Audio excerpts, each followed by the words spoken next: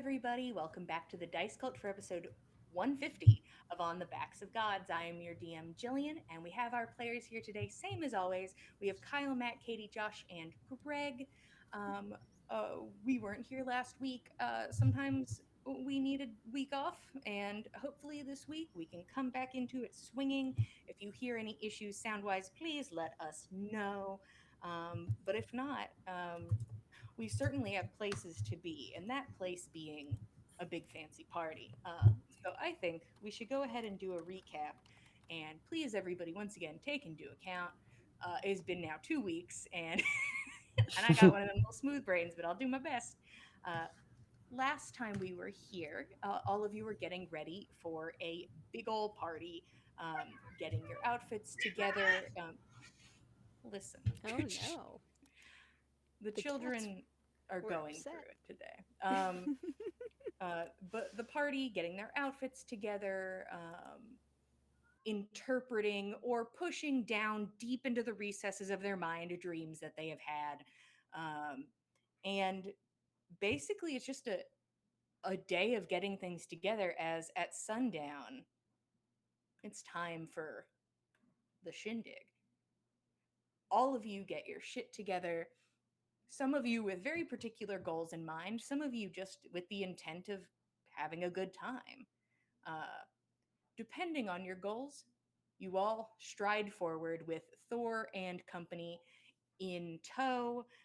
Some of you split off on your different forms of transportation. Uh, and Nana specifically has an interaction with the person she is seconding for, Tan Rai's daughter, and asks her real nice if by golly she would be willing to apologize to Thor, who last year had said that she was going to beat the shit out of her, and by her that is now by default Nana. So Nana is in a place where she doesn't want to get the shit beat out of her. So she is able to convince Tan to to attempt an apology to Thor and company. Uh, the rest of you, beautiful outfits in tow, make your way through a line um, to get yourselves into this party with your dates or seconds or friends or however you came across these tickets. Some being as formal as a husband, some being not as formal as a blind date. But nonetheless, everybody has a ticket and they're in. Uh, as you all make your way into the space, it's a lot you have been on before, covered in snow, the plant life replicating that of winter, some of it in decline, in hibernation, waiting for a much warmer day. There was once blood and rat guts upon the ground. There were giant holes burrowed through the earth. And none of that is apparent now. Damn. This place almost seems to. It's as if time has shifted here. The place that it was yesterday is no longer real. It is only this, a place stuck in what feels like a cool summer's evening. And that's something you realize as you walk into the space, is that the cold bite of winter is no longer present. It is a beautiful and comfortable temperature in here. And as you look up, you see that the snow no longer makes its way into the area and flowers and foliage flourish. It's beautiful here. It's as if it was picked up and placed into the middle of spring with the horrible winter that rages just past its borders. You all make your way inside, splitting at the center, and you have made your way into a courtyard full of beautiful people. And as I said, beautiful because these people are at their highest point. They are their best selves. They are a concentrated version of themselves in this space. People are represented by their clothing and their energy, and there's nothing else for you to read here besides that. And everybody glows in a different way. The outfits in this space range from the over the top, the insane, the beautiful, the magical, down to just a finely crafted dress. It spans the gambit of what a person could be and how they interpret themselves or what they feel they need to put forward. But everybody seems to belong as you enter this space, and there's the smell of flowers and the gentle feel of wind on your face and the sound of music that seems to gently permeate the space. Strange vocals that go from incredibly high highs to very low lows, and in some cases doesn't resemble singing anymore. It just, there's something strange about it, but the level of this music is not at the forefront. It is at a level where it does blend with the murmuring of people talking and people walking around, the clink of glasses, the sound of shoes on cobblestone. It is the ambiance of the place, whether it is beautiful music or dissonant sound rumbling low in octave. Does anybody have a passive insight of 16 or higher? Insight, y'all crazy. Fenn's like, I'm here to fucking party. The four of you, being the insightful little people that you are, make your way forward. And from just the bits of the music that you pick up on, there's almost like the idea, the remnants of a pit in your stomach. It's unsettling and beautiful. And it's very sad. But not in a way that brings you to a deep sorrow. It's it's a sorrow that exists and is always with you. And it has been relayed to you in strange background noises. It's just a thought that crosses your mind as you make your way inwards. With that, we're all split up. I suppose we should pick one of you nerds and make our way forward. Let's see. Eeny, meeny, miny, mo. I think I know who I'd like to start with. Let me flip through my 6,000 pages. One second, everybody, as you take in the beautiful space. Easy enough. Fen, you make your way into this beautiful party with, there's a lot of people here, but you are in this moment calmed by a ring you are wearing. High emotions at this time are impossible. You are incapable of high emotion. You are a steady line of a person at this time. But with that being said, what do you do as you enter the party space? What are you doing? So Fen may be being calmed by this ring, but he's also very out of place. But he's feeling confident in his outfit. He of his own design. He feels like he looks good. He's happy with it. Uh, Still probably trying not to brush shoulders with people. Mm-hmm. Uh, so still sticking to the edges, kind of just meandering, taking in the artwork, trying not to blush, Mm-hmm. and keeping an eye out for Kareem because she said she'd be here somewhere. She just couldn't meet him at the door. Okay. So Yeah. that's what he's doing, and just trying to take an assessment of who's here, any familiar faces, anything like that, and then you know, absolutely, if he sees any of his friends, he'll probably go cling on to them like you do when you're an introvert and you're at a party with a bunch of people you don't know and you can't find the people that you came with. Yeah. Fen, still with confidence, realizes he did walk in alone into this party space and is like, I gotta find someone. There's somebody to find here. Go ahead and give me a perception check as you look around the party space. As a 19. Okay. Um, you begin to look, and there's a part of your brain that's like, all right, so we're looking for Corrine, but also if we see anybody, and that gets cut off immediately as red catches your eye. You can see Corrine down the right side of the path when you enter the courtyard. Once you reconvene, it's kind of like an eight situation. So you reconvene in the courtyard, and then it makes another circle around a tree in the center. And there are three buildings of note. The first building you can't go into, it seems. So that seems to be off limits. But there are smaller buildings on the sides that people walk in and out of, and a larger building in the back with the same sort of situation. You can see people moving, but that's further away and like behind a tree, but you're like, you can see that building. And you see down the right path a shock of red, a red dress, and you know immediately. You don't see another red dress in this place, and you're welcome to approach. Yeah, so Fen will approach and try to like be in her peripheries. She said she had things to take care of. He doesn't want to interrupt her. Um, so he just wants to, Mm-hmm. you know, quietly let his presence be observed and wait until she approaches him. Okay. You put yourself in a good like I'm visible to Corrine position, and you see a beautiful woman with porcelain skin and blue eyes and wavy, probably made for the event, wavy blonde hair.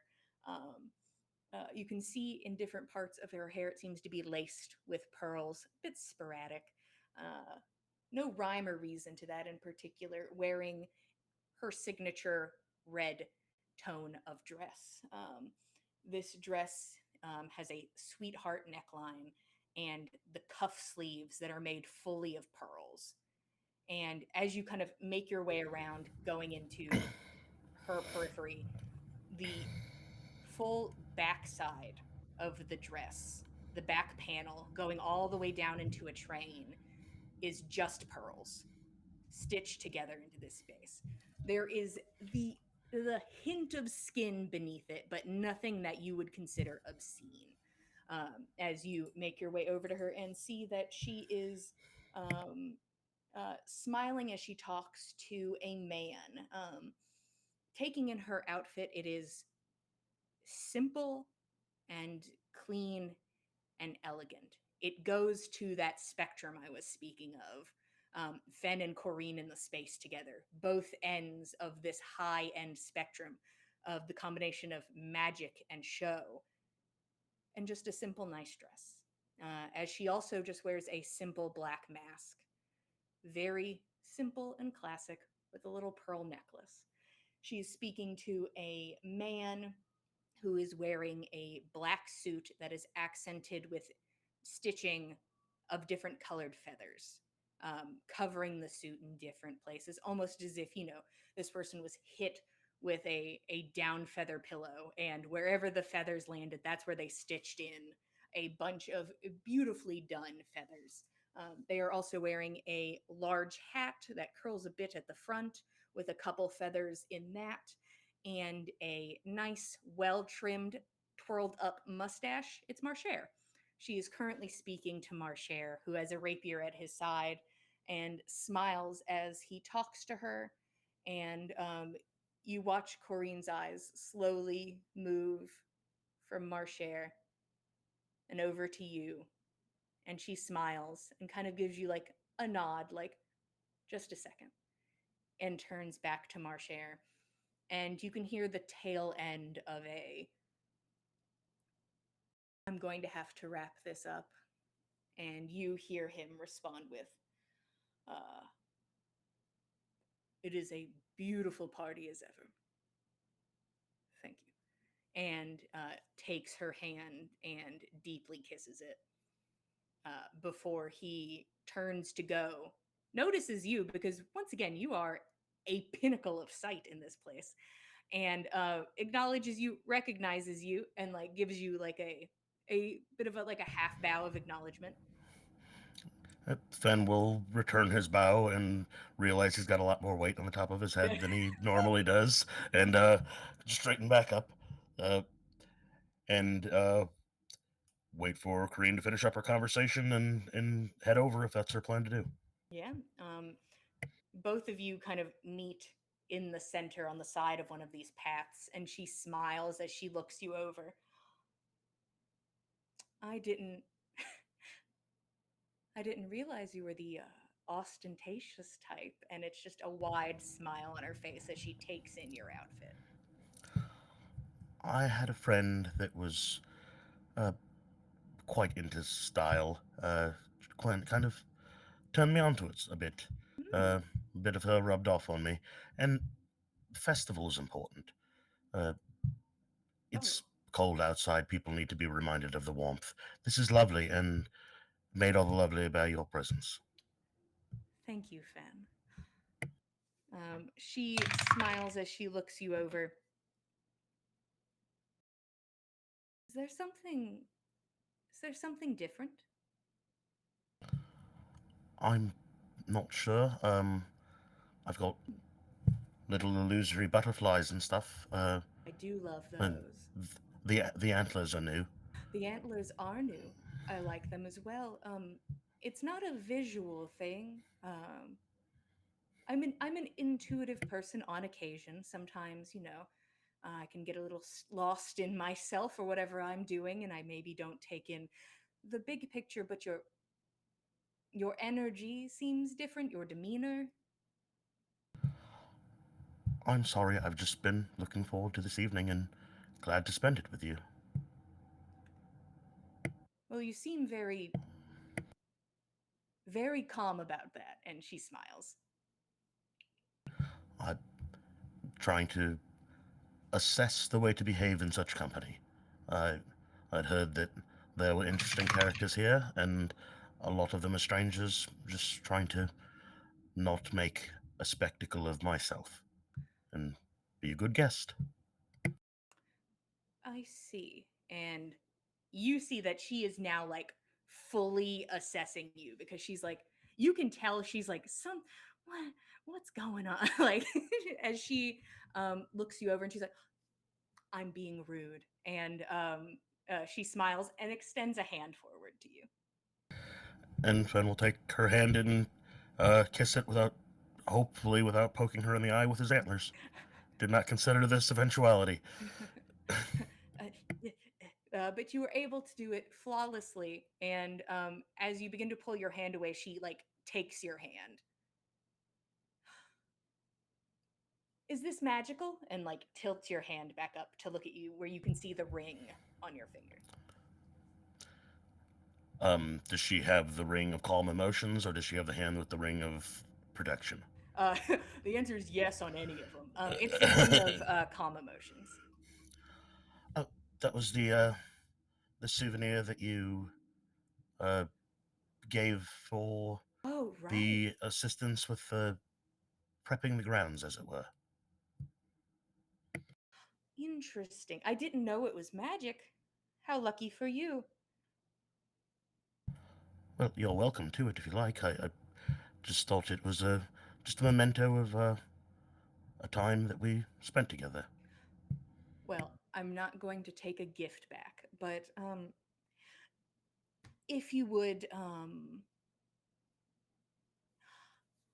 if you would just trust me for a moment, could you put it in your pocket at least for a few minutes? I think you want your full range of emotion for at least a moment. Certainly. And Ven will take the ring off and put it in his pocket. And that is when it hits. Like you're like, cool, calm. I'm nervous, but oh, I am nervous. That it kind of comes in a little quick, and you have to resituate yourself. And Corrine kind of keeps your gaze. Um, would you follow me? I'd like to introduce you to someone. Absolutely. Anything. And Ven probably stands up a little taller and head a bit more on a swivel than it Hmm. was before, Yeah. which again, his head is pretty heavy at this point, and swivel's probably not a good idea for it. But She puts and her Fen will arm out follow her. to Yeah, Fen be will. Yeah, the illusion of Fen leading, as she definitely leads you forward, moving into the building on the right, the smaller building. And you can still hear a bit of this music in there. It gets a bit louder as you walk further onto the grounds. The room you enter has a good number of people in it. There seem to be people sitting and lounging and talking. There also seems to be people smoking in here. It seems to be like a very large lounge room in this room. And you make your way forward, and she just has this big smile on her face, and you can't tell if she is genuinely just excited or if she is just an amazing host who knows how to look like she's having a damn good time every second of this event. Uh, but she walks forward arm in arm with you, and you realize you're being honed into the direction of two individuals, two elven figures. One of them is a man who is beautiful, uh, lithe, slender, kind of sharp angle, high cheekbones, just one of those ethereal, gorgeous looking high elves who stands beautifully and simply in the play in this space, dressed elegant but simple, and is currently locked arms with a woman. The woman is also a slender elven figure, but her beautiful face is a bit more worn with time. She is an older elven woman compared to this very young man, um, comparatively, on her arm as they talk to each other near a table that looks to have different glasses on it, but all the glasses seem to be empty. Just different types of glasses as they look it over. Um, Her mostly white hair is braided back with animal bone and sort of braided in with itty bitty vines, very delicate. She's wearing a simple green dress hemmed with leaf stitching and an immaculate fur shawl. This is a high prize animal. And the statement piece upon this woman are these large spectral elk horns that expend 10 feet in width. Fen, you're looking at your grandmother. And she turns to you, and a big smile on her face, the crow's feet smile lines, and her eyes just light up. Fen, oh, look at you. You're the woods and the flesh. Grandmother, what are you doing here? You've never told me of your attendance of a place of this nature. Oh, well, I don't. I've never been before, but, and she kind of nods in Corrine's direction. Um, your very kind friend here reached out to Briarheart and sent invitation for me to attend this party this day. And how could I say no to see you and to maybe get out a little bit? And she places a hand to her chest as she looks at you. How is father doing since mother's gone to the waterfall? He's uh, Marsh is occasionally a sensitive man, but he is able to focus on his craft, and you can tell there is some sorrow there, but it is an honor to go to the waterfall, and it is a difficult thing to embrace, but we are, and we must. How is Briarheart? How is the West? Seems ages since we left, and we'd only heard small bits. But Um, Everything. It's a bit of a yes and no, I think. Um, you know, the politician types on their tall chairs. Lots of conversations behind closed doors and meetings between people. There seems to be a lot of murmuring and talk, but everything has become so safe. Comparatively, of course, there are still problems, and of course, dark things crawl from the woods on occasion, but the amount has dropped astronomically, and Briarheart is as safe as it's ever been. Our work is not done yet. That's why we come east. But it is our hope that we can continue to drive these things from our land. It seems the east has worse now than it did before. I know that when you put your mind to something, it gets done, and I have no doubt in my mind this will get done. I think Fen is suddenly embarrassed internally that he's here all dressed up, having just reminded himself of what the hell they were supposed to be doing there. Hmm. Like, he kind of wants to put the ring back on because he doesn't like the way he's feeling right now. Like, Hmm. but I think he'll get his composure and uh, he'll give his grandmother a hug. And when he embraces her, he's just gonna say, uh, quietly, hopefully, so that only she can hear it. Hmm. It's good to see you. I'm glad to see you here safely. Glad to hear things are better at home. Be careful of those in charge of Laminder at the moment. And just give that little heads up, because he knows there are elven supremacist ghosts inhabiting those people. Mm. And she talked about politicians in their high chairs, and just wanted to pass that word along. Yeah. Um, she, as you start to pull it, she like holds you for half a second, but does not keep you longer than that. It's. I'm just happy I got to see you, and that I guess that I was invited to such a prestigious event. And Corrine steps forward. Well, I had heard of your hunting exploits, and I had to invite such a renowned hunter once I knew. I'm just sorry I couldn't give you the whole weekend experience. And your grandmother smiles at her. And you see, like, also very uncharacteristically, just like has a hand like firmly set on this very young elven man's arm as she kind of steps back into place. And he kind of leans over. Anatolia, would you like me to get you something to sip on, or maybe a small pastry that you may enjoy? And it's just like this, this soft, like kind of almost sickly, sweet little voice. And she looks over. That would be lovely. And she like looks over at you, and then like looks back at him, like, look at me, look at me, and all this. And Fen will, my manners, I'm sorry. Fen Varmascaria, and introduce himself. And you are?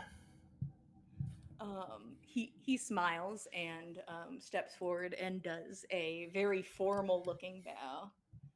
Uh, I am Barnavoct, uh, and I have the honor of escorting uh, Antolia around this event, and truly I could not be happier. It is a pleasure to meet you. And he smiles. Fen will awkwardly return his smile and give a little salute. Uh, well, please don't let me keep you from enjoying yourself, but do take care of her. Will you be escorting her home after the event? Of course, I will be taking care of this beautiful, very interesting woman who still has a story to tell me about the elk that could not be here in person, and motions to these large spectral horns, which I am dying to hear of, by the way. And he smiles. But I will be escorting her through the party, keeping her safe and entertained, and then I will be escorting her home. Thank you. It's great to meet your acquaintance. Likewise.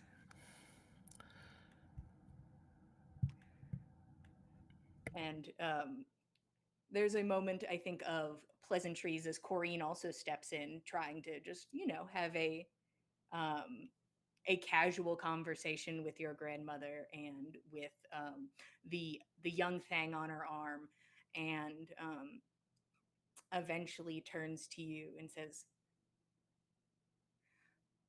"You're happy. That's nice to I see." am. It's been months since I've seen her. I've been traveling so long, and the last time I saw her was only briefly, a matter of, well, only a few days, honestly. As the two of you begin making your way away, the last image you see is the young man leaning forward with like a pastry on like a little fork to like feed it to her. She looks like she's having a blast. She looks like she's having a good time. I'll say to Kareen, those antlers that she has, probably undersized, honestly. The the elk that she's talking about, those antlers adorn the door to her home. The first thing I saw that made me want to be a hunter. My father would rather I had been a woodworker as he was. My mother would have preferred I was a social climber. Uh, and she was the hunter of the family, and I wanted nothing more but to be like her when I grew up. It was those antlers outside her door. I'd never seen an animal that large that could carry those, and and she had taken it down. Little old her. I believe it. You can. There's something about looking at someone, looking into someone's eyes. And I can see a woman who could take down any beast in those eyes. I can I can see that vividly. And she looks to you. I This pains me to cut this short, but I must make the rounds, but I will find you. I'll I'll be around. Let me know if you need anything. Of course. You'll be the first I come running to. And gives you one last like over the shoulder look and then makes her way away. You can see now, watching her walk away, that there has to be some sort of magic under the train of her dress so that the pearls do not drag across the cobblestones. So the train is just like ever so slightly buffeted from hitting onto rocks to keep it cute. But at this moment, Fen, once again, you are alone, and you move on to either find somebody or any familiar face or just a face in general. Specifically, Fenn's gonna look out for Nana because he would like her to say hello to his grandmother. She would know her as well. So, Hmm. just while the opportunity is there, he'll look out for Nana. If he finds her, great. If not, then he'll just observe. Okay. He's not gonna like snub any of his friends if he sees them, Just but like grabs them by the face and just pushes them back. No, no. I'm busy. Not Um, that one. Not a- funny. as Fen goes to find his friends, let's move on to eeny, meeny, miny,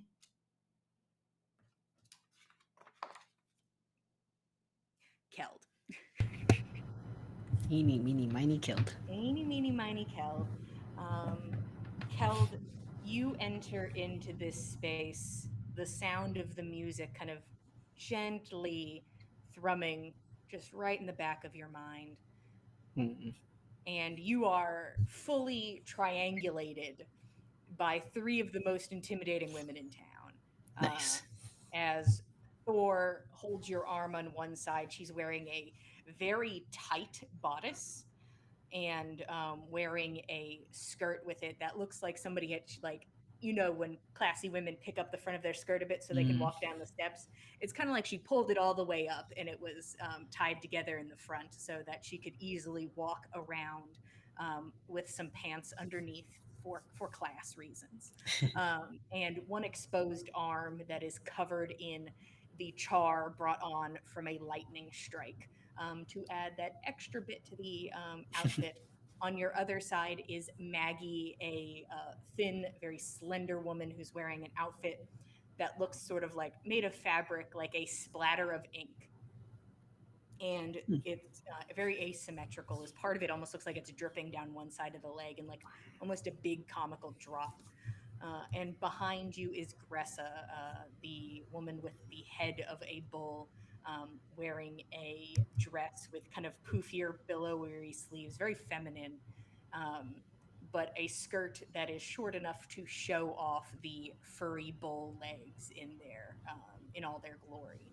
This is what you are flanked by as you enter the space, and as this music makes its way into your mind, you look at the tree in front of you, and there is a moment where that gentle memory of a pit in your stomach for a second fully drops as you look at bodies draped from a tree and remember your dream the night prior. It mimics it, um, almost in a mockery of it. They are similar, but they are incredibly different. Um, and you enter the space, and Thor's like looking around. This looks boring as shit. I remembered it like being a bop, but I also remember being shit faced, so I can't remember now. No one's had any drinks yet. This fucking guy. And you feel Gressa like hit you hard on the back. And Maggie kind of like leans forward using her arm sort of as something to like hold and lean so she can like lean in front of you. Well, that means we have to get drinks, I guess. And Thor kind of looks over at you. Oh, are you going maskless like Gressa? Gressa's like, I don't cover my face. And keeps walking. Oh, And that's the moneymaker. I forgot. Honestly, you literally saw us pull all of our shit out of a pocket right before we got to the door. Honestly, remembering all this shit is insane. Yeah. It's not mandatory, is it? No, but I know there's like social bullshit about it, and I know Greta doesn't give a shit. I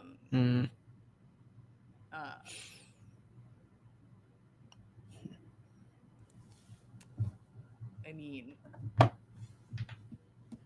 you want my colors? And like holds up her arm with the char on it. All right. Hold still. And just places her arm and just kind of smudges it across your eye. Yeah, now you'll fit in. There's people who just put like fancy makeup on their face at this thing and are like, ooh, look at me, I'm wearing a mask, so you'll be fine. I guess this counts. I think so. Looks like a mask to me. And now we're matching. Your outfits look, there's nothing similar about it. Yeah. Matching. You want to get, are you here to get like fucked up? Because that's kind of our thing. I mean, I'm here to enjoy a party, so. Oh, 100% then. And the four of you enter the space. And getting drinks is not hard. Cool. Because there are, besides there being probably places you can go get a drink, there are people walking around with drinks, and you watch a young, attractive woman walk by with a little tray, which you watch Gressa grab the edge of and pick up fully out of her hands. And this woman does not question it and just keeps going. And you guys just have your own tray of drinks to start enjoying. She's like, Thor looks at you. I can't get too fucked up, though. I might have to, like, beat the shit out of your friend or something. And it'd be really fucking embarrassing if I got shit-faced and just, like, ate shit.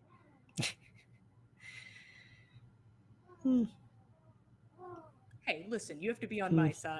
You gotta be like, yay, Thor. Like, that's what I expect when I'm on the field. Right. Plus, That's fair. The control. It's hard to choose sides right now. Yeah. Listen, I get it. but 100% you have to pick me. Like, just it, not maybe in your heart, but like in your demeanor and your words. That's fair. That makes sense. Perfect. I'm glad we're on the same page. Vocal And like support. downs this little flute. Like it's nothing. These ladies are quickly going to town on drinks. Fucking hate this music. And like she kind of like looks up and is like, It's kind of a bummer. right? It kind of sounds like like cats, right? Like the gambit of cat noises that those fuckers make. Hmm. That's what it sounds like. And there is some talking and back and forth about how bad Cats. is this music? Is it a cat? Maybe.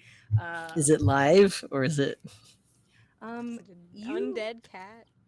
currently you don't see where it's coming from as you are Okay. making your way into the space. It's nothing's standing out to you. Thor looks over. So we're just fucking around. There's nothing like that you need to do. I'm giving your friend some time to figure her shit out before I go like, declare combat. She does need to figure her shit out. Hmm. I should probably look for her. It will not hurt our feelings if you peel off. We have enough elbows to hold on with each other. Good. Good luck. I really wanted to get shit faced today and not fight, but yeah, it's what it is. And she gives you a little smirk, and the three ladies are going to go off and have their own little bop and enjoy their time before maybe things pop off. Hmm.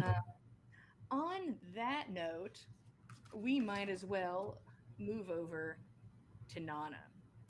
Oh Nana, you have entered this party space, no. Uh-huh. and you know that besides all the things going on, there is something with a timer. Yep. Okay. So, I need to scope out everywhere, make sure that I've got as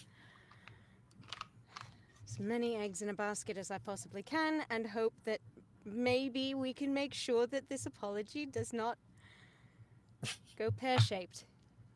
Let's find out. Nana is going to scan the crowd as she's coming in, specifically looking for her friends, just to kind of like get them up to date. Yes, the apology is on.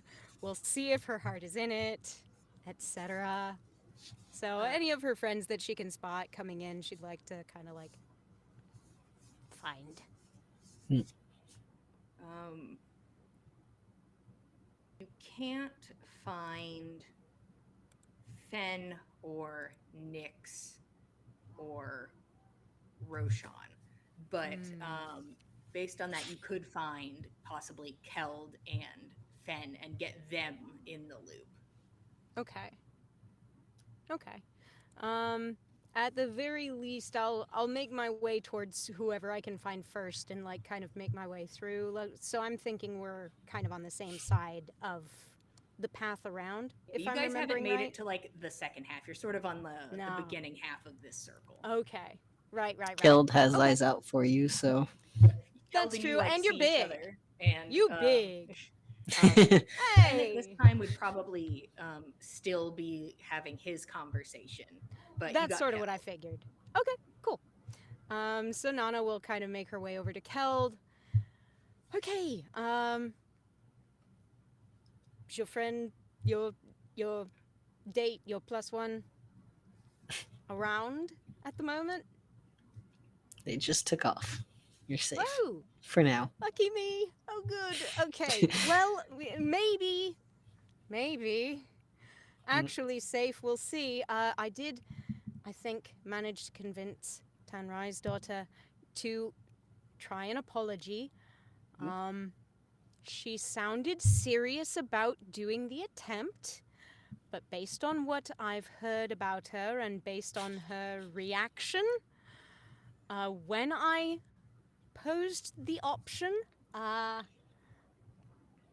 cannot 100% believe her heart will be in it. and I can only hope that Mm, that'll be enough. I don't know. yeah, might be tricky with her, but they, this is your hope. Yeah, basically, my only one. That's okay though. Have you seen any of the others around? Not yet. Okay. Not that I want for us to just be a group wandering around this party, making an obvious target of ourselves, but at the very least, I'd like to pass along to at least one other person what's going on, just so that if they catch sight of anybody else, you catch sight of anybody else, we can get everybody up to date. Yeah, makes sense.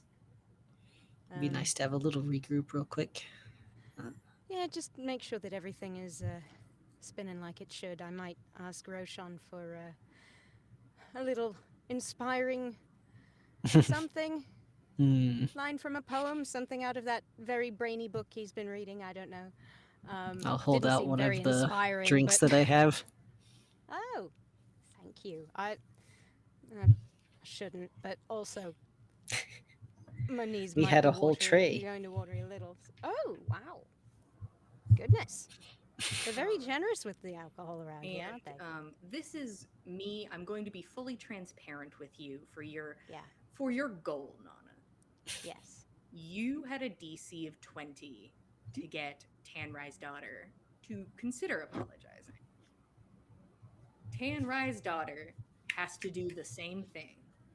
She is going to be rolling a performance check because it's not deceit and it's not Right. persuasion. She is going to Right. put on a show of, look how sorry I am. And I will tell you in this moment, Uh um, huh.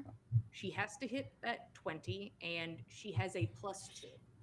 Oh no. Whew.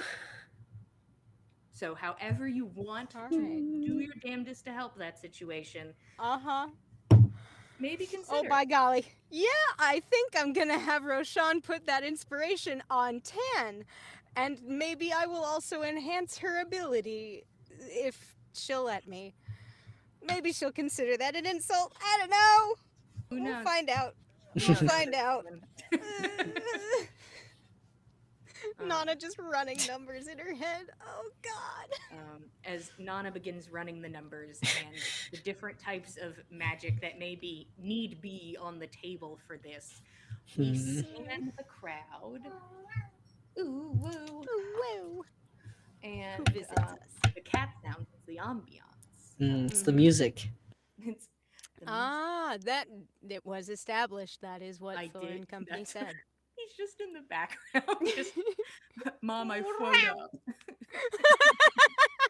Uh, he just The stands and tabaxi in blows. the corner I just float snapping up. along.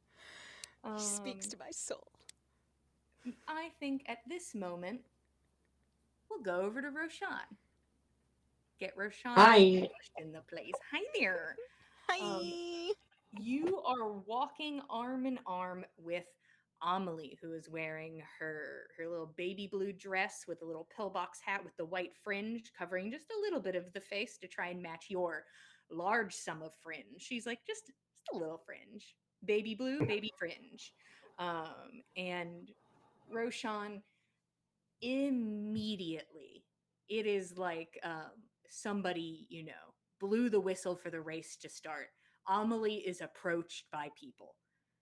It is there are beautiful people, gorgeous people that come up to her, smiling, kissing hands, kissing cheeks, handshakes depending on the person, just full interaction. It's not even full conversations, just like paying their dues, that they have to at least come and say hello. And this ranges from these gorgeous, interesting people to the sleaziest looking man you have ever seen in your life. It is the full spectrum of human that is coming to pay respects to this very powerful, very short woman, who holds a great bit, probably a hot bit of goss on a lot of people. Um, but one one slimy man does catch your attention. This man is in a very nicely made suit, but maybe not the best. Maybe a procrastinator, maybe somebody who believed in themselves a little bit too hard, but the outfit a little tight, a little snug. It does not fit very well, but it makes up for the fact that the very young woman on his arm is dressed up to the nines. And you kind of get the feeling this woman grossly is more like a purse, that you don't think this woman's here every year. There is just some woman who is here every year. And this one, here she is. She gets her turn to be beautiful, and a set piece on this man's arm as he comes over and is the first one you see take her hand and like kisses directly on a little blue gemmed ring on her hand and leaves it a bit shiny from just like a full like mouth kiss on it, as he straightens back up and kind of gives her a bow, gripping his hat, this just kind of over the top ill-fitting suit with like a very tall hat.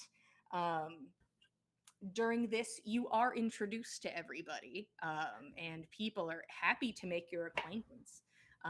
Plenty of pleasantries to go around, and as this man finishes his due respect, um, he turns, and by this point, you have kind of.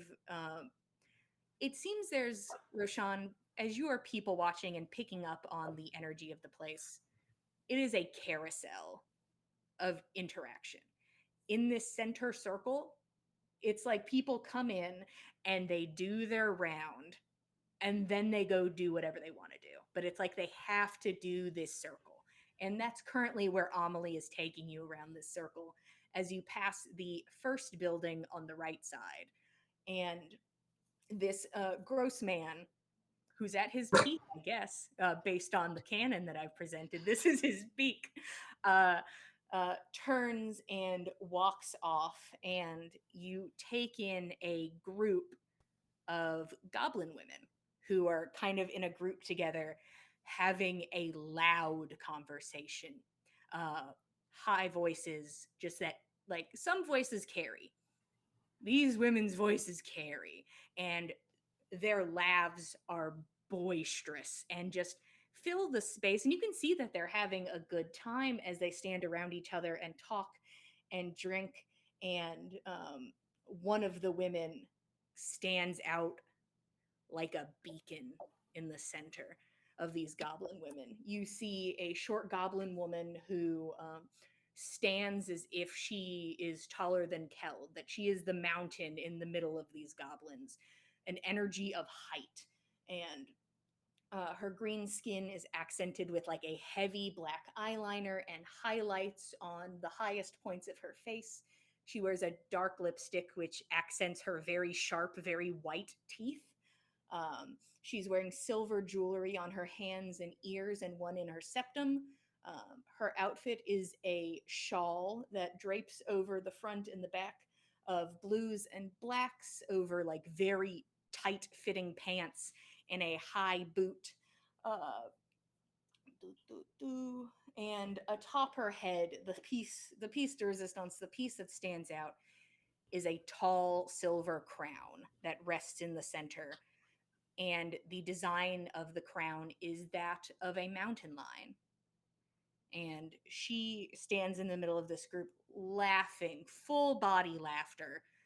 And none of the other women, you kind of make a mental note, are wearing a crown. Just this woman. And you see this slimy motherfucker walk by this group, and you watch that look of disgust on his face, like an immediate reaction to their presence and their noise, and just like an audible ugh sound that can be heard. It feels like miles away in this social encounter. And you watch the woman in the center look towards him. It's as if like his sound just like broke every sound in that group and honed them inwards, and just this big twisted smile on her face. Hey, take off your hat and let me see what you have under that if you're going to talk shit. Let me see what you're packing under there. Hey, if you want to talk about people, show me what's under your hat. And this guy grips his hat and keeps walking. And this just boisterous kind of nasally laugh just like echoes through the space as she turns back in to talk to her friends and have a good time. And Amelie kind of looks over at you and scoops a drink off of a tray. I think Roshan's going to whisper conspiratorially to her, "We hate him, right? What's his name?" Honestly, first off, I have to be very honest with you. We hate him. He's disgusting. As you could tell, like usually people, it's like, oh, they're disgusting on the inside. No, he's disgusting like all the way around, which is a shame and a pity. Because like, you got to realize that like if you're gross, you got to like, pretend to be interesting or nice or funny or anything. Um, You could also also, try dry shampoo. Yeah. I wish. I wish there was another smell that I could associate with the man, but I cannot.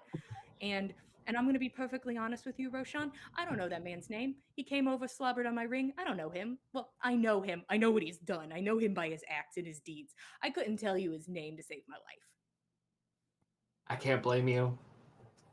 It's not worth the memory. It's not worth using the space. You know what? I agree. How do you know this goblin woman over here? She looks over. She's gonna roll.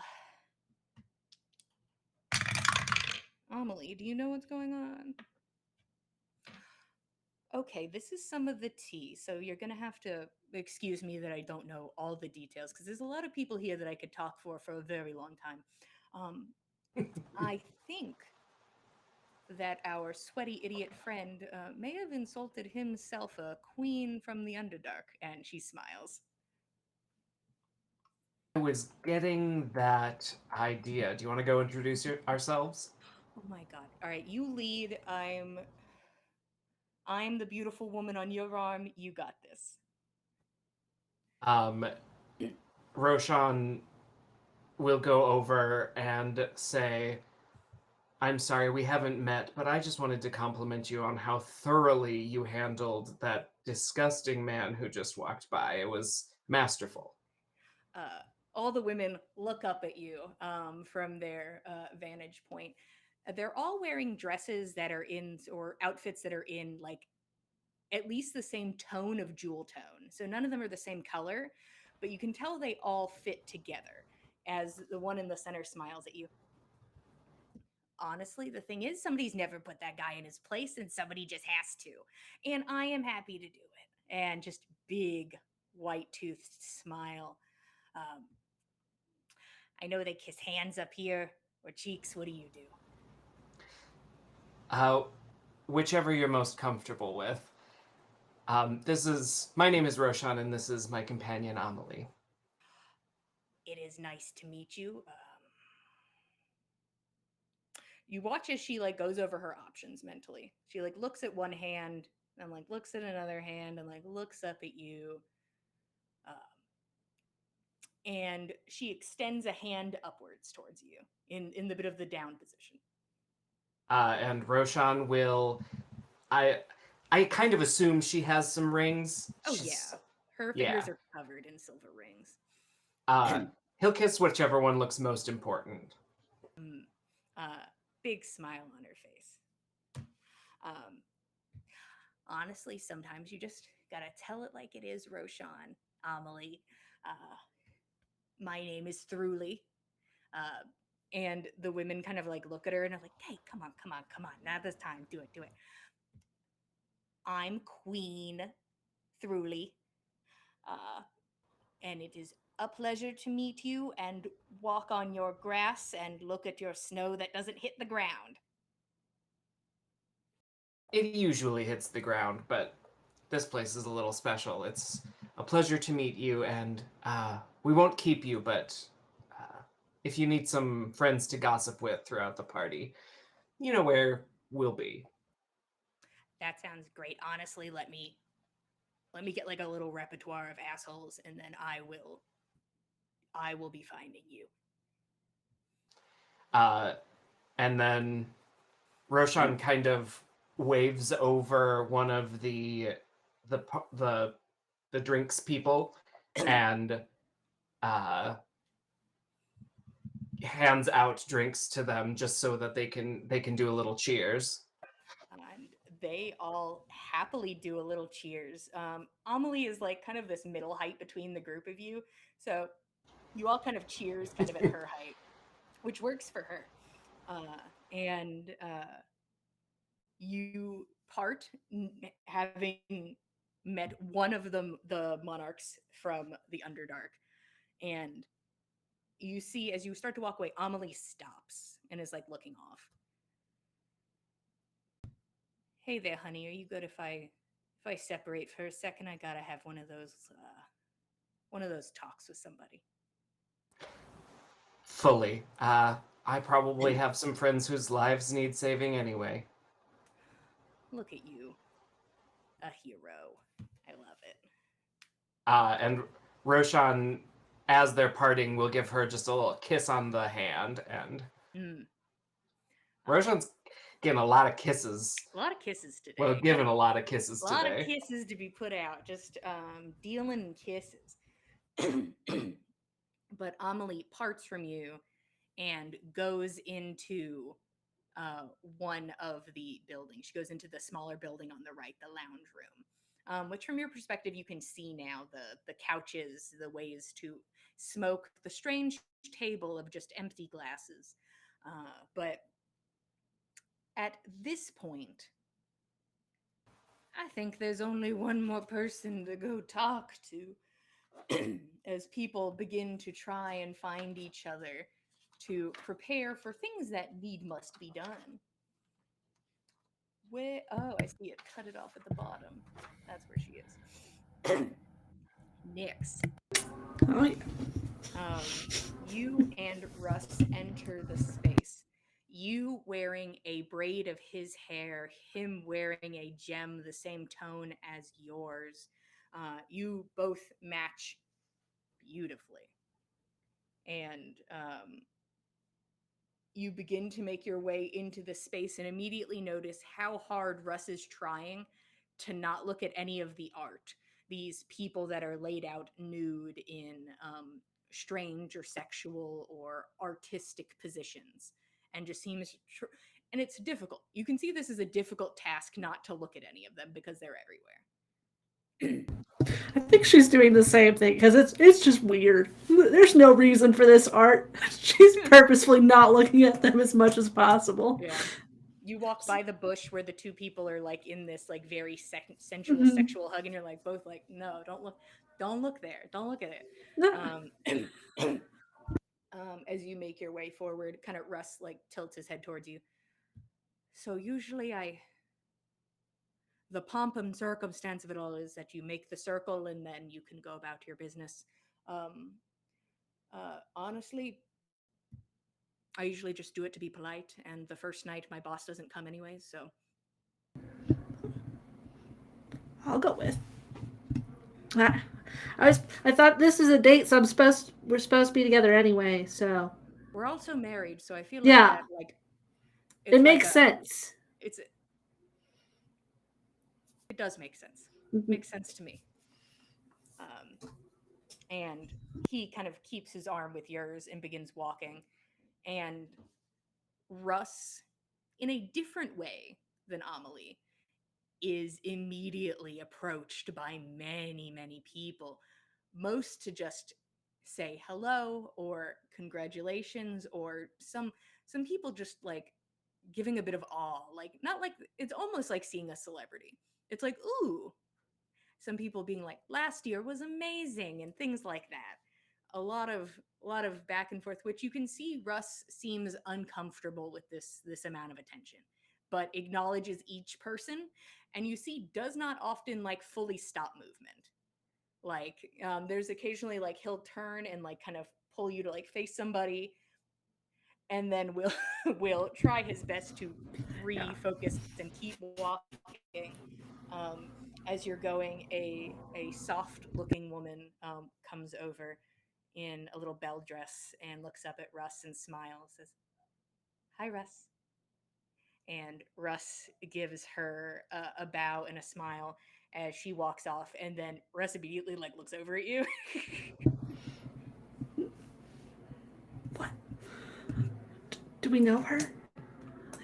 I know, I know a lot of people at this party. Oh, Do This is more embarrassing than literally anything else I've ever had to like ask or tell you. Do you want details of how I know certain people? if you think it's important.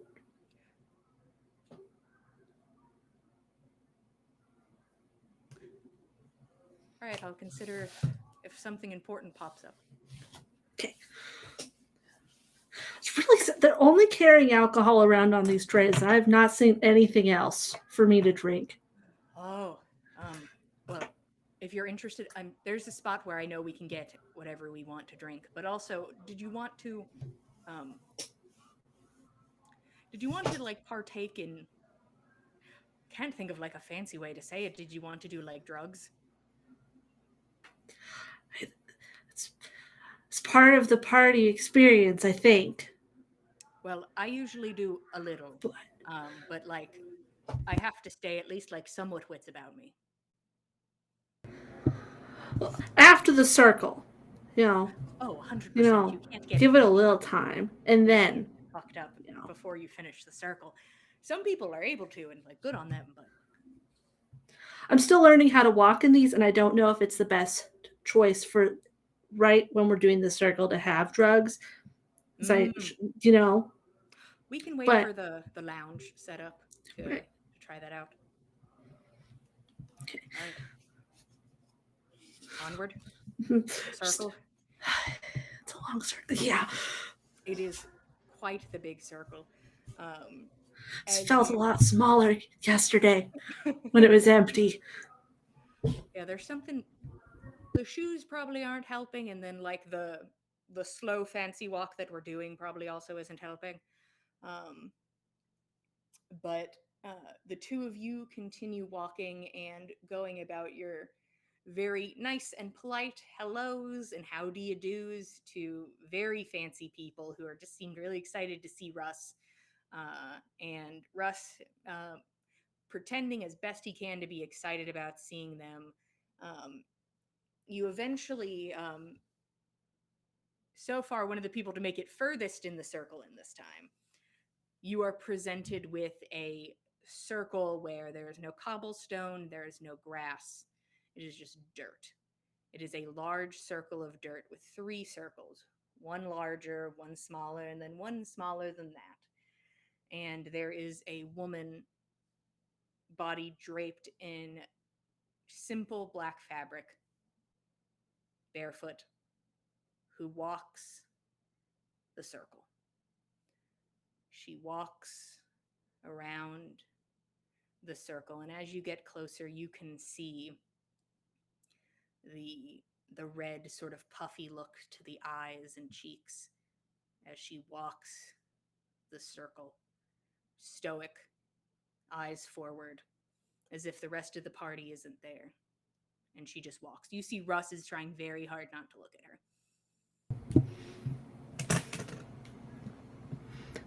Should we go see if she's okay? And you can see like a wince. She's part of the art. That's weird. Why? Um, Just well, it's a very particular and you hear a voice coming from the other side. Hey there, unkillable. And you are brought to the attention of a tall, very slender woman, built very straight, and wearing a sort of slip of a dress with a plunge neckline and sleeves that go all the way down just before touching the ground. It is a blue gradient that starts at the top and then makes its way down to a magenta at the bottom on a shimmering outfit as Russ looks to her.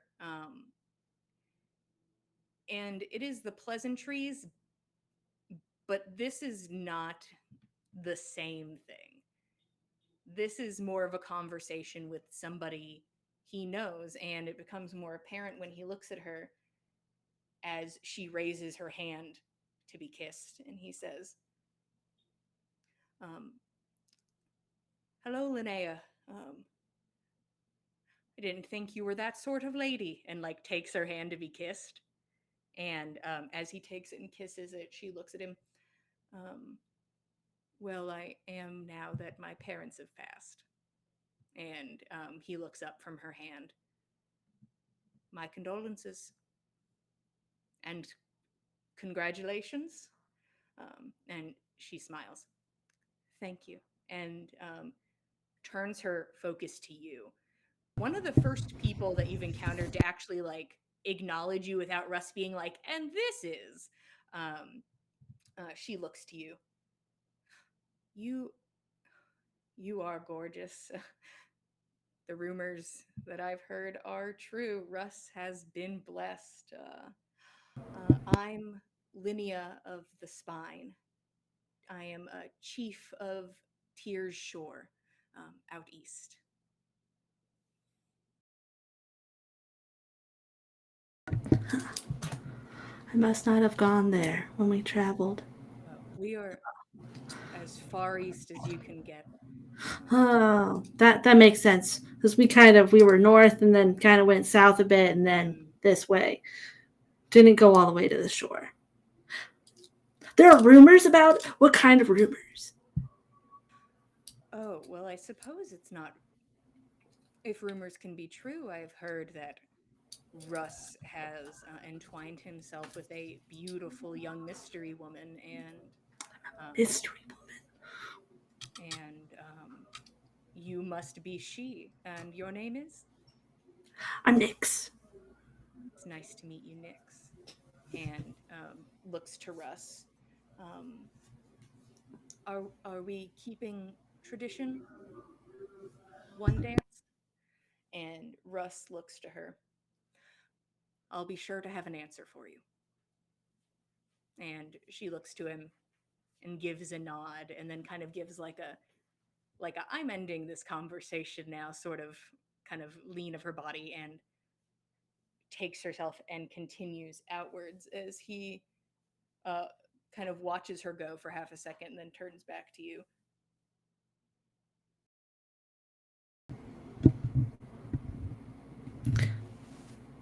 Seems nice, I guess. She's pretty nice. You know a lot of people. I've been coming to this party for a very long time. Linnea is also somebody I've been close with at these events. Does make sense. She did want to dance with you, which I can understand. I That's fully up to you. My dances can just be for one woman, or the ones that you say are fine to dance with, and I will feel no way about it. Fully your choice. I mean, it's really your choice. If you think if it'd be nice to dance, it's just dancing. It is just dancing. So I don't mind. Right. It sounds like she's having a hard time. Maybe it'll cheer her up. All right. If you change your mind, just tell me. All right, we've almost finished the circle. We got this. As Russ continues moving forward with you, people continue to approach and talk, and you can see the end in sight. And then it is like there is a wall, a blockade, as a very tall man interposes himself with your walk. No smiles and pleasantries. This man steps in and focuses in on Russ. All right, unkillable. Let's put that name to the fucking test. And that is where we're going to take our break. Oh shit! Uh, thank you all for being here. We're going to take a break, so go get a snack and a drink, and we'll come back to the first duel of the night. See you guys My in golden boy. 10. Thank you.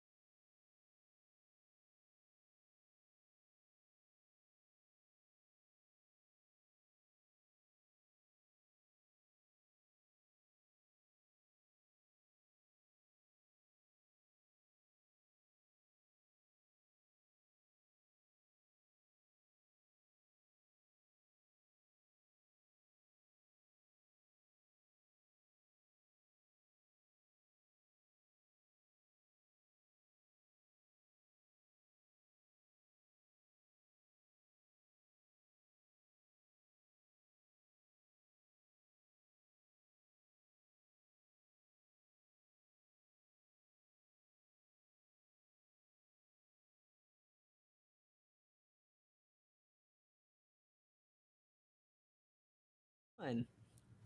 Hello, everybody. Welcome back to On the Backs of. Whoa, guys. Hey, whoa. You skip a week and then it's like you've never said a phrase in your life, but you've said it 150 times. Hey, guys, That's what welcome makes back it to the feel less Dice real. Roll for episode 150 of On the Backs of Gods. We just took our 10-minute break, and currently the team is having quite the time so far. At this party, whether nobody is delved into having a bad time, as is kind of the goal with a party, is that you're not having a bad time. But as Nix and Russ make their way around the polite introduction circle, um, Russ is uh, challenged as a very large man steps forward. This man is half a head taller than Russ, and Russ is a little over 6 feet in his heels right now. So this guy is a mountain of a man, human looking, long brown hair with like a matching equally long brown kind of messy beard. This man looks like he just came out of the woods, covered in pelts and leather straps, cinching things in place. And you do see, like, across the occasional person, that there are people who are like, they dress as a vibe. Like, this man was never going to put on a suit.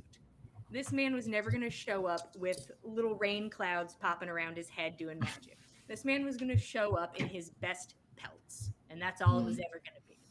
And this man stands in front of Russ, sort of a very imposing figure, height wise and shoulder width wise. This man is so soft built, and you can see has a large rune covered axe strapped to his back. And Russ kind of like looks over at you, kind of out of the corner of his eye. First one of the party, and kind of gives you like a almost like I just got my first drink. Is like first one of the party.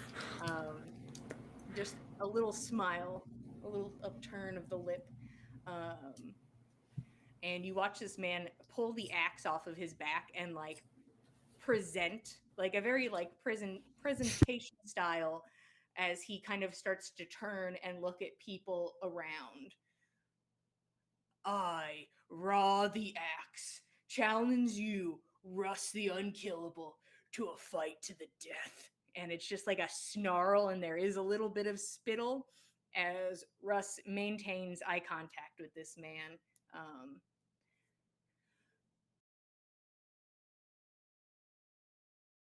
I'm certainly not worth dying for, and neither are you. I accept your challenge, but I would appreciate if instead of to the death we could play for trophy. And the man is going to take a moment. Russ is going to roll intimidation to avoid a fight to the death.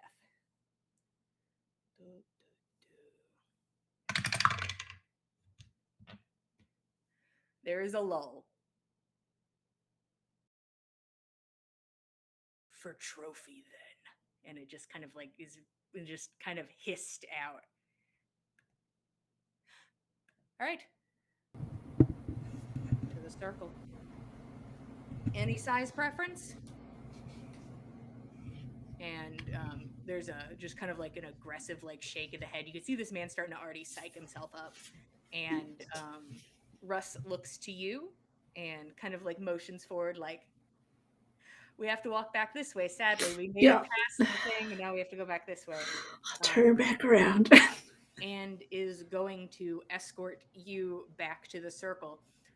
A lot of you hear that display. It's kind of like the rest of you are like, oh, team. And then it's like, I, Raw the Axe, I'm going to kill this motherfucker, you know? Everyone's like, oh, shit.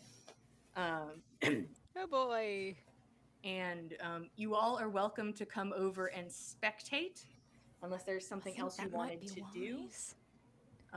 Gil, do you think we've time? Time for what? To watch? Watch that go on. Now I think, yeah. See how dueling happens, just on the off chance Well, on the good chance that I wind up We're doing not it doing myself. anything else. It's true. Probably Perhaps- most everyone else will be there. Perhaps you should schedule this apology for right after the duel. Don't want to take anybody's fire away from whatever's happening. Agreed. Agreed. And there'll be a That's- crowd. It's true. It's fair. It's fair. See if I can catch Tan's eye, and maybe if you could inspire her a little bit, be nice. So I'm probably going to see if she'll take a little enhancement as well. I mean, you can see that Tan, it helps that it's like people love a good fight, and a good number of people, not everybody, but a good number of No. people are coming over to watch. And you can see one of them is Tan. Okay. All right. Fair enough. Then, if we can sort of arrange for that after the fight, then so much the better. She doesn't have to drum up an audience. And everybody's already in a good mood from a good fight, right? Hopefully. Okay. All right. Worth a shot. Safen's gonna definitely like see the group there because he's there to watch the fight as well. Mhm. Like he's got to Mhm. cheer on his boy Russ. Yeah. Well, yeah. We all Like got to. Nana. Yeah, what? My grandmother's here. Corian brought my grandmother. She's here. Wonderful. You'll have to That's stop by and say wonderful, hi. Tan. I'm sure she'd love to see you. She hasn't seen you since the last time she saw me when Saga and you and I were home. It's been Yeah, ages. She would love to yeah. see you. I Just make sure absolutely you will. say hello before the end of the evening. Yeah. Hey, who's Russ fighting? Some asshole, somebody or other, the axe, and he seems really hyped up on proving Russ's unkillable streak wrong, so either Oh. he knows what he's talking about or he's really young and dumb. I don't know which.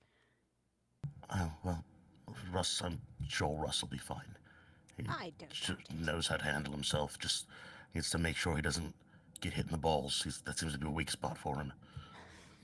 You see, at least like as you think of his like that's his weak spot, and you look at him and see that he's like basically in plate, and you're like, oh, he's got this. Ah. My boy's good.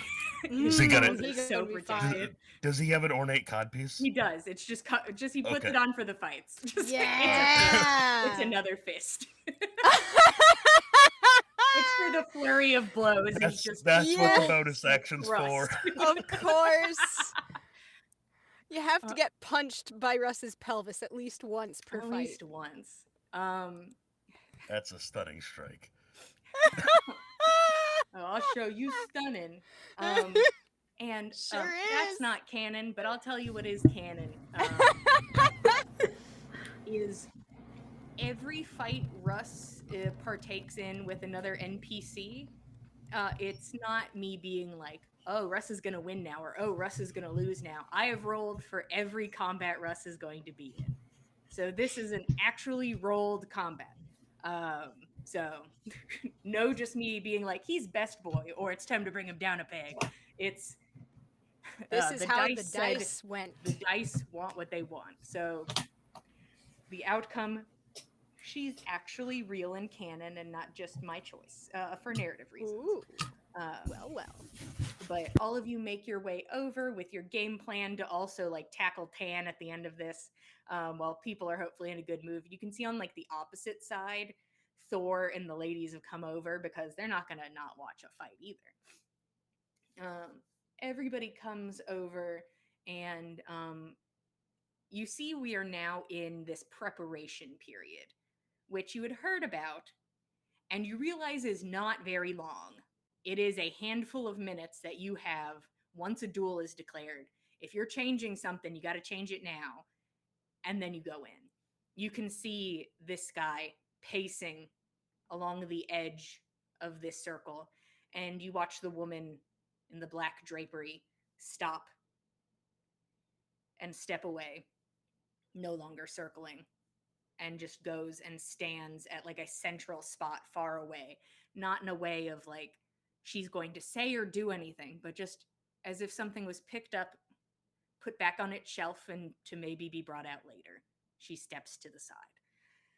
You watch this guy, Raw, the axe, kind of stretching and like amping himself up, and as the minutes tick by, begins to like hit into his face, and you watch the veins in his neck start to bulge, and just a bit of like foaming saliva at the corner of the mouth. This man looks a bit rabid as Russ starts to like check his armor that it's in place, and he pulls out his Morning Star and looks to you, Nyx.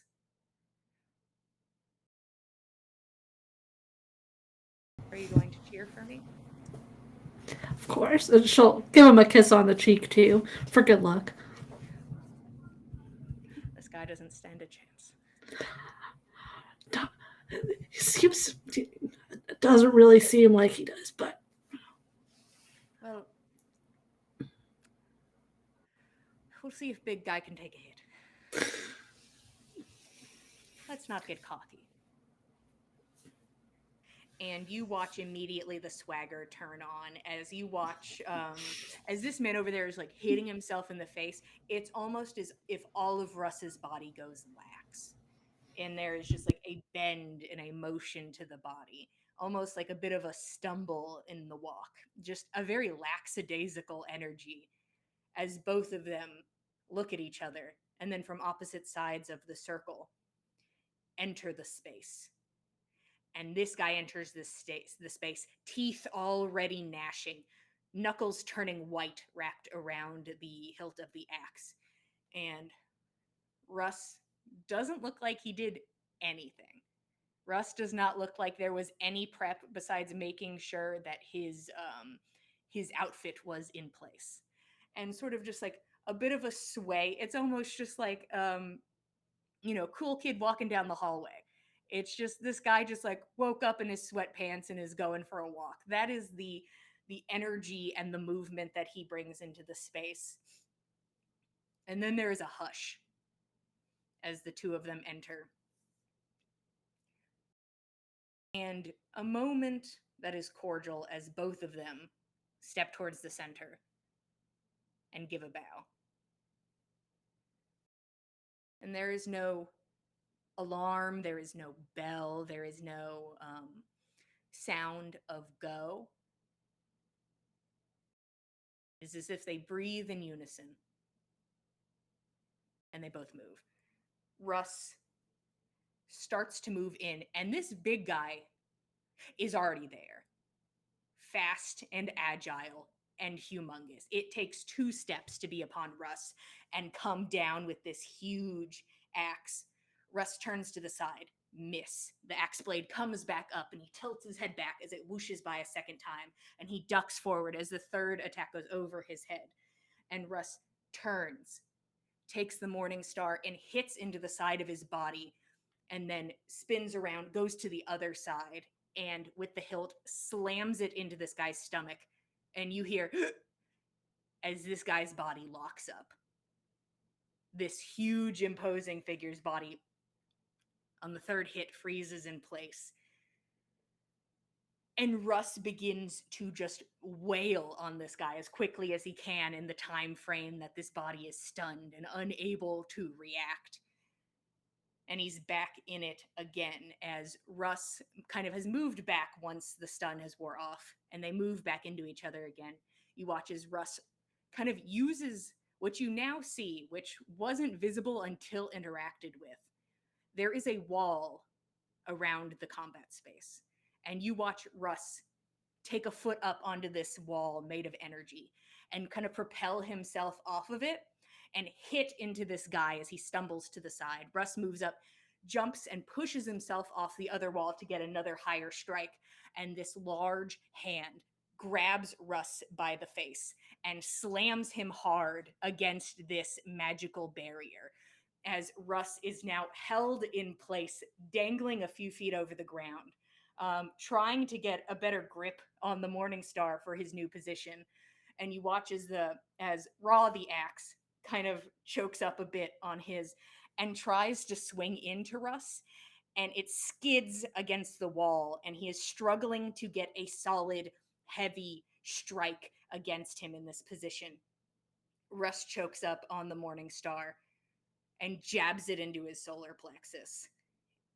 And you watch that arm lock up and the body stun again as Russ pulls himself free and moves in to continue his assault. Russ is quick and thorough. He is aiming for the joints of arms and knees and right in the center. When he comes down to free himself after he hits into the solar plexus, he goes for the chin and just kind of grazes it, not hard enough of a hit. And as this man turns back into him and gets a solid hit as the axe comes up and down, slamming hard onto the shoulder, it looks like an incredibly hard hit, and you expect the armor to bow, and it does not.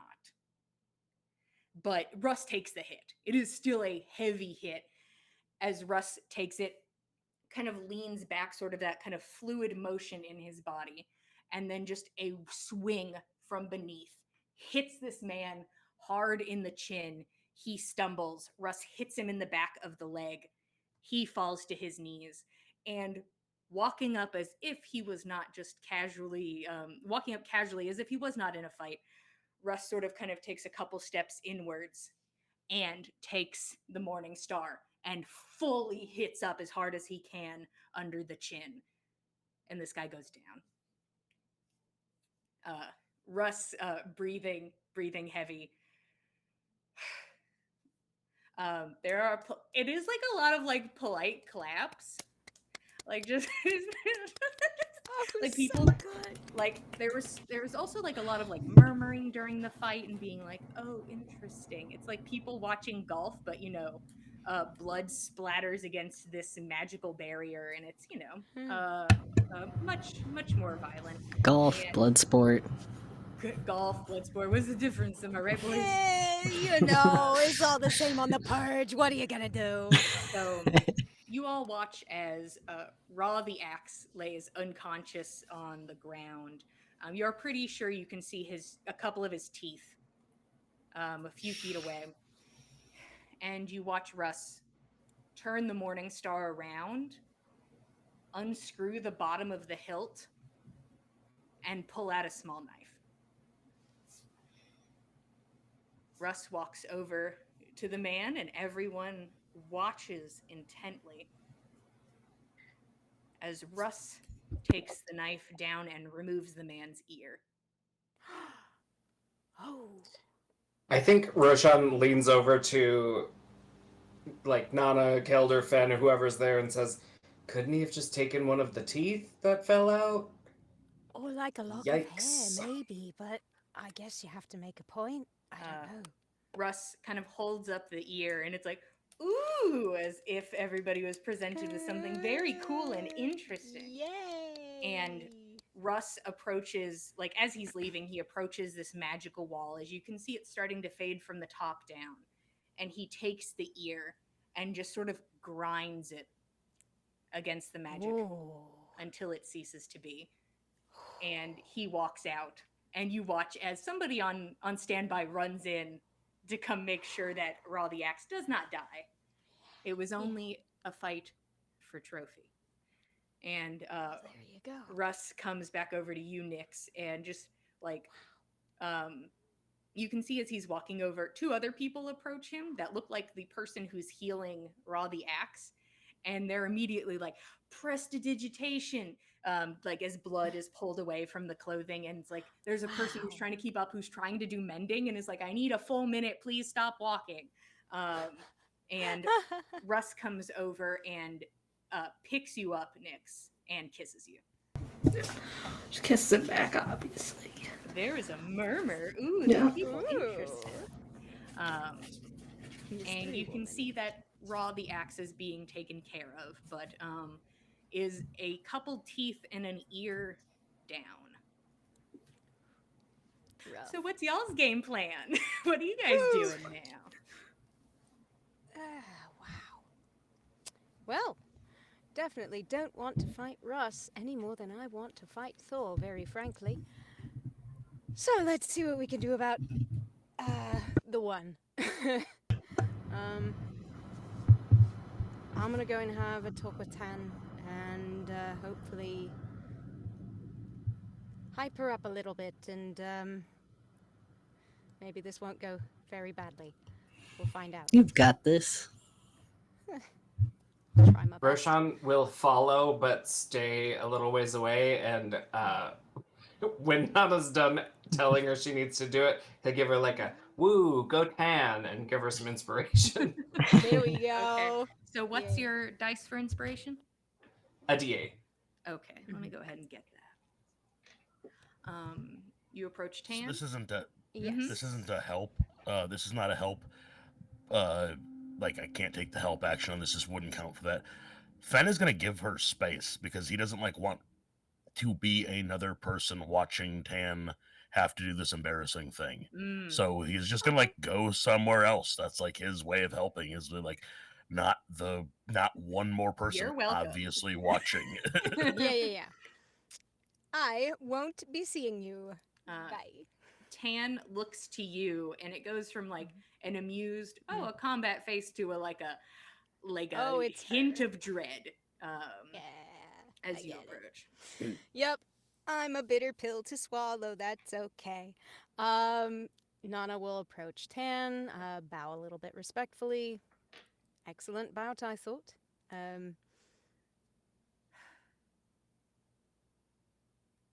How are you feeling? Not good. Sucks. No, I understand. It's not.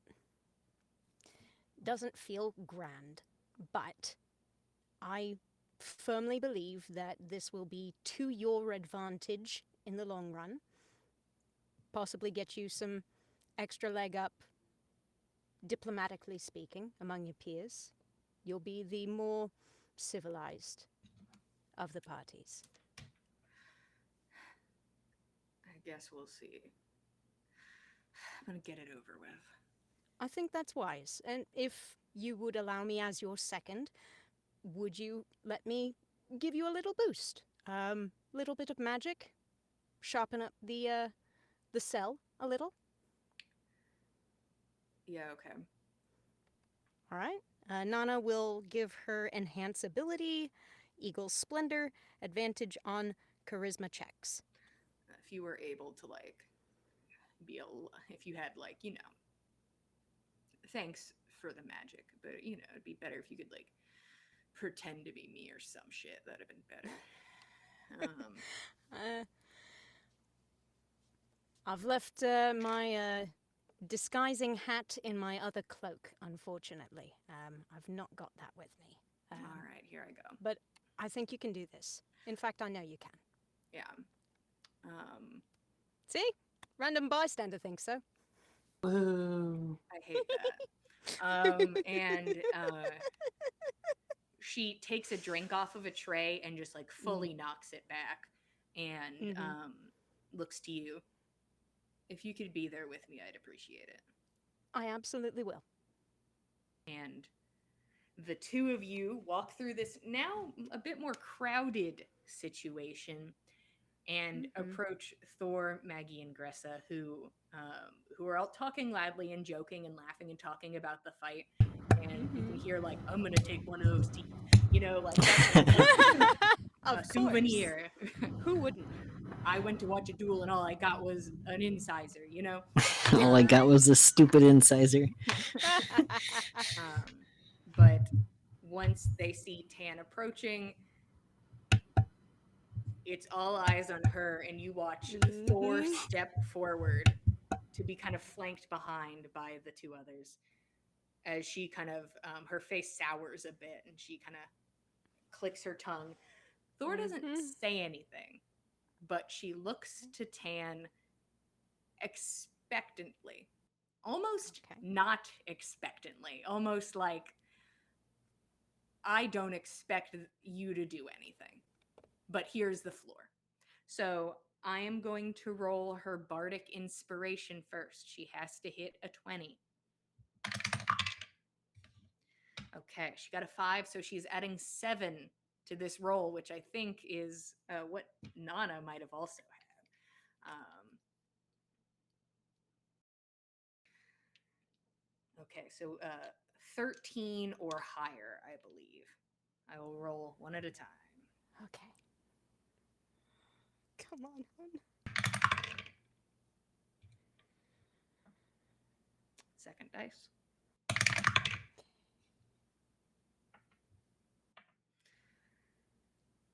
Tan steps forward and like sucks in her lip a bit, and it is the visual act of trying to swallow her pride. Tan was always going to do this. Once you convinced her, it just, is it good enough?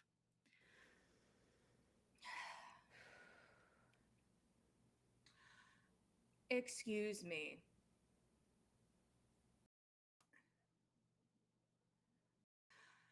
I would like. I, Tan Rye's daughter, would like to formally apologize for my rudeness and my slight towards you and your companions at the party last year. I think too highly of myself on occasion, and sometimes the small things can get past me. I do not mean rudeness,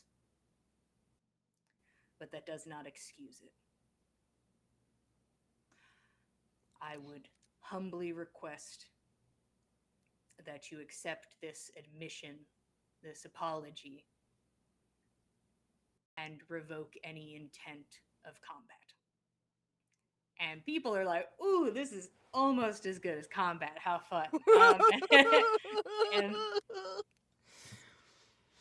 and you watch Thor face unmoving through the whole speech, the whole murmured, choppy speech of apology. Apology accepted. And Thor just fully turns and walks away. Don't fucking talk to me again. And keeps walking. Tan, I thought that went extremely well. I'm going to drink. And I think that's advisable. Tan starts walking. People Enjoy Bumps your into drink. someone. I will be within and earshot. gets an invite immediately. I will be within earshot as requested. She just keeps going. Yep. And at this point, seeing as all of you came over here, for a moment, you guys are all together in this group. You can see Russ is sort of like kind of trying to come down from the adrenaline and is like kind of like focusing in, while like a person next to him is trying to like mend his like the little bend in his armor. Right. I just need a minute, just a minute. You have to stand still for a minute. It's exactly a minute. I need like a few more Keld's seconds. gonna pat his shoulder and accidentally jostle him. Oh no! God. Oh. Oh no! 60, 59, Oh, no. 58, 57, and tries Russ, to go at you it did again. marvelously in that bout. That was masterful. I appreciate it. I wasn't expecting to taste his hand during that combat, but I got Yeah, cocky. he got you right there, and he kept you. How did you let that happen? Honestly, it was. See, the issue was that I was showboating a little bit. That was the problem. I did one off the wall, Yeah, and I'm like, I'll do a second off the wall. See, that was the issue. I could tell. See Yeah, that you- I can't show. I can only showboat like once in a combat. You can't do it back to back. That's how they get you. Right. I'll just do it separately in different ways. You're right. I can't do the same trick twice, and now I can never do that trick again because everybody saw it. So I have to come up with new tricks. Either way, you were Keeps you on your phenomenal. It was a toes. good job.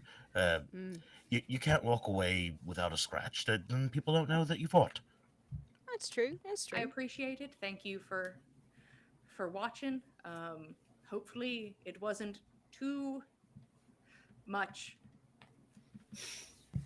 You cut that man's ear off. You did do that. I have cut That was many a man's ear off. You'll actually probably see people here missing an ear. I fight for trophy. If people request a fight to the death, I request trophy because it has a similar standard. the Right. humiliation of it, the longevity of it. And if they do not requested the death, I do not request trophy. So But then you Sure. wasted the trophy. I mean, it would have been a gruesome trophy to keep. yeah, but I don't like to keep them. Yeah, that's not a trophy then. But I suppose you're right. Well, It's more it's- of like a. I'll dwell on If what I it had- actually is. The people know what It's I like a Right. ribbon. a participation trophy. If I had my bow, I'd show you. I've kept little bits of things that in our travels. I've kept little bits of things tied to the bow. Well, I'll show you later. I don't have it. They won't let me have it here. I for don't whatever want to have reason. like a necklace of ears, but I'm sure we could figure something out. Oh no, I that'd be don't want disgusting. that. No. Absolutely disgusting. No. Don't Yeah. do that. Not my not favorite thing. recommended. Anyways, I They could have be to- little ceramic ears. That's true. I could get like A trophies of the ceramic trophy. bead. It could be like Have them- puka shells, but ears. Have them Mm, bronzed. Oh. I could bronze the Oh, ears. dear. There is. Oh gods. I'm going to be fully honest. Besides the grotesqueness of like having an ear as a trophy, there's also, and think of me as you will for this. There's also the added kind of humiliation of, and I don't even want your ear. The trophy. Yeah. No, thank you. Yeah. Which that's not a nice way to think, and maybe I'll see if I can, introspect on that at some point. Well fought battle, but also fucking disgusting. Come on. Yeah. Understood. I mean, Critique taken. Criticism understood.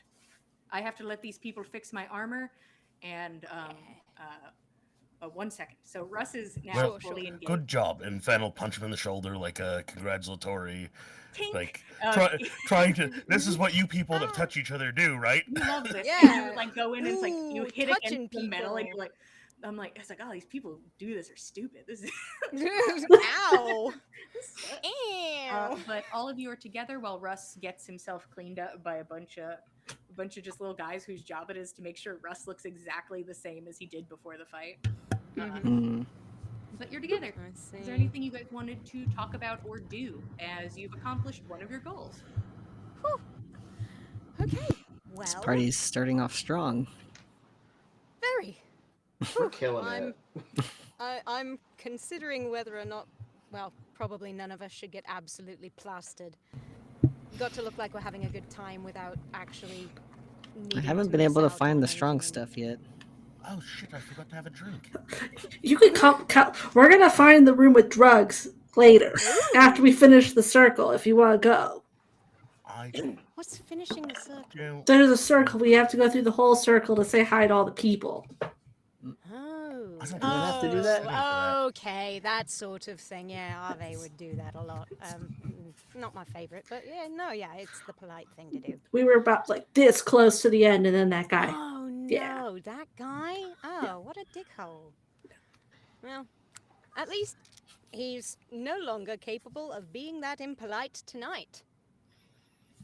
I don't know if you what you'll do with this information, Nix, but the goblin over there who looks fly as hell is another underworld queen. So if you want to collect the whole set, you could go introduce yourself. Oh boy. Or if you want to stay out of it, you could also just stay out of it. Yeah, well, But- it's good to know who you're getting to know. I mean, there's no reason not to talk to people. True. I mean, It's the No, she point, seemed pretty right? cool. So Excuse Goodness. me. Excuse me. oh, who's You this? kind of like you unhuddle. Like you Yeah, really yeah. after you unhuddle, you realize you're like the only people left in this area now. Oh Mm. shit! You are Oh an no! obvious little gaggle of people. Oops! Oh And no!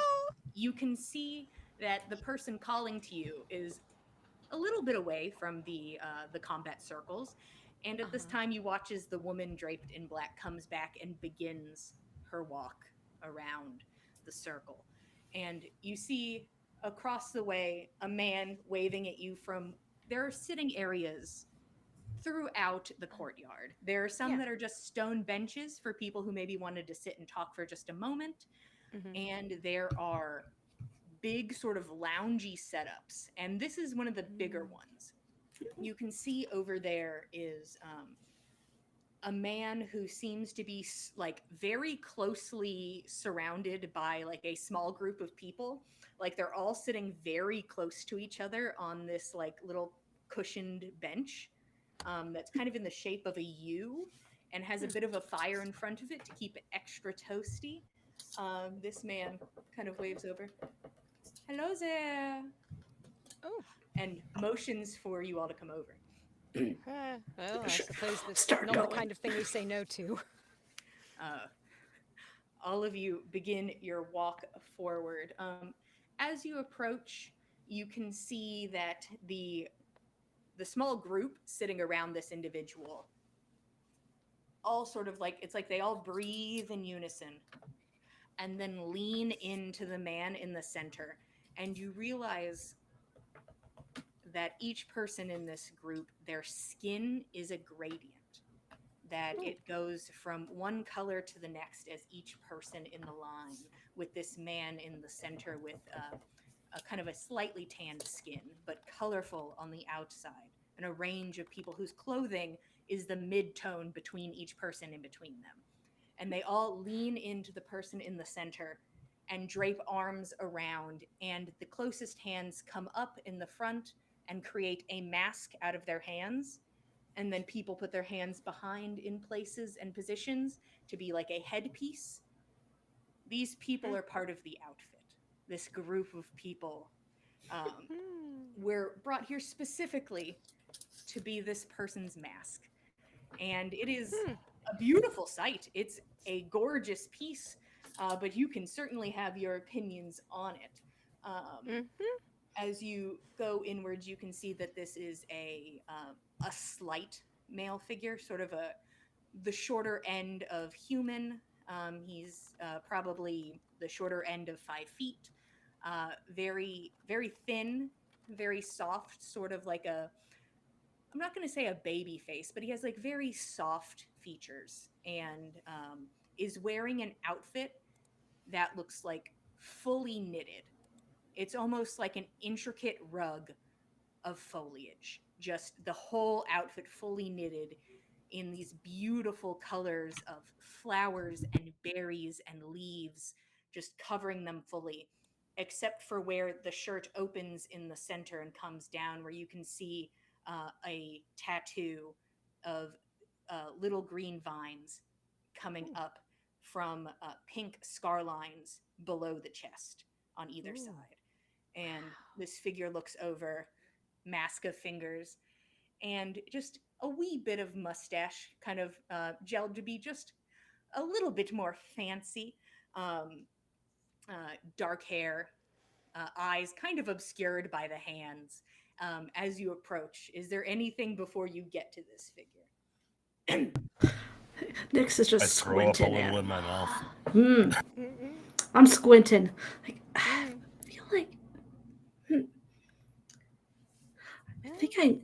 I think I've seen his picture before. Really?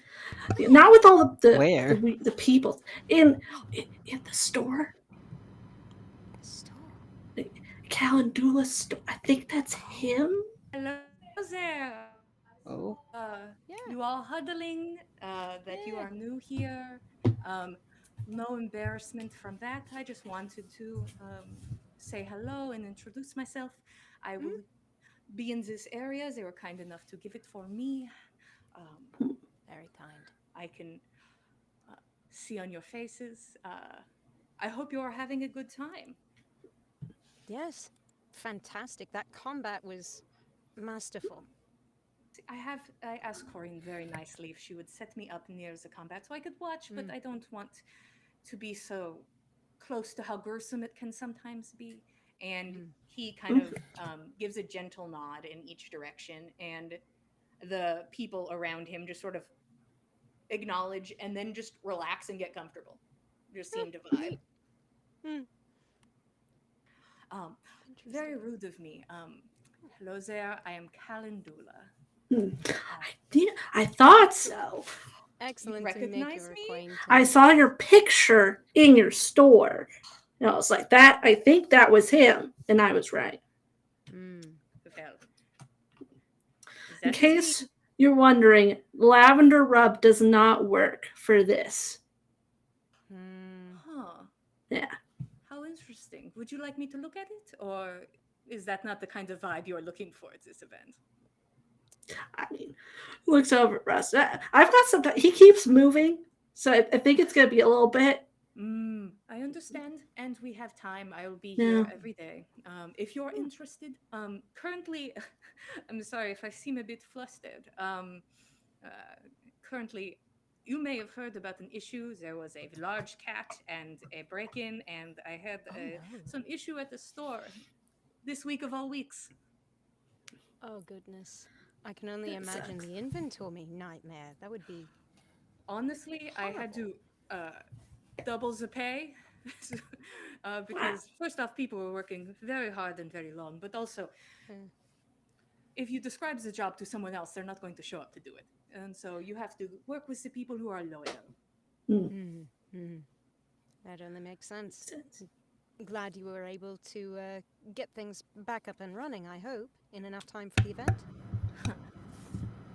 Well, here's hoping. Fingers crossed. I'm sorry, I do not mean to pry. And your names are? Oh, I'm Nana. Muscaria, Fen of Muscaria. Pearls? Lucky you. I I'm consider Roshan. myself to be lucky. I'm killed. I'm Nix. Well, it is nice to meet you. It can get boring seeing the same people here over and over again. So to see fresh faces is it seems so. It's not close knit. That is not the right word, but it seems so exclusive, which can be unpleasant, at least to Yeah. me. I do know. I've known some people who have always lived by the adage, familiarity breeds contempt. I don't know that I ascribe to it 100%, but I have to imagine with emotions running high like they would at an event like this, you see the exact same people year after year. Probably some of them have some long grudge memories, so, Oh. you know. That's why they have the circles. So, anyways, all of that to say, if you have any questions about the event or you're just curious about something, um, I usually just lounge here um, because it'd be very rude for me to ask my friends here to stand up and walk around the place with our little fancy dance that we worked on. So I think it is better to lounge and people watch and enjoys this place. So if you have any questions, and he just sort of like motions out to the party in of itself, I'm an open book. I only question: are you a business owner or are you a practitioner? Do you are you a healer yourself, or do you just run the business? Well, my heart immediately wants to say that I am both. I own a business, but I used to be very involved with the medicine, and then when everything started expanding, I had to focus my mind on the expansion and the business. So I don't do it as much as I would like. Do you still entertain or treat the very special people that come in, or just once in a while pop in and help out where you can?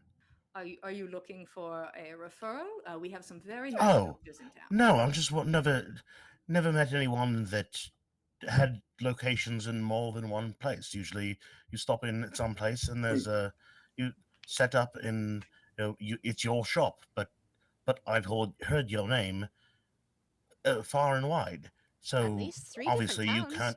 you can't be the practitioner in each of those locations.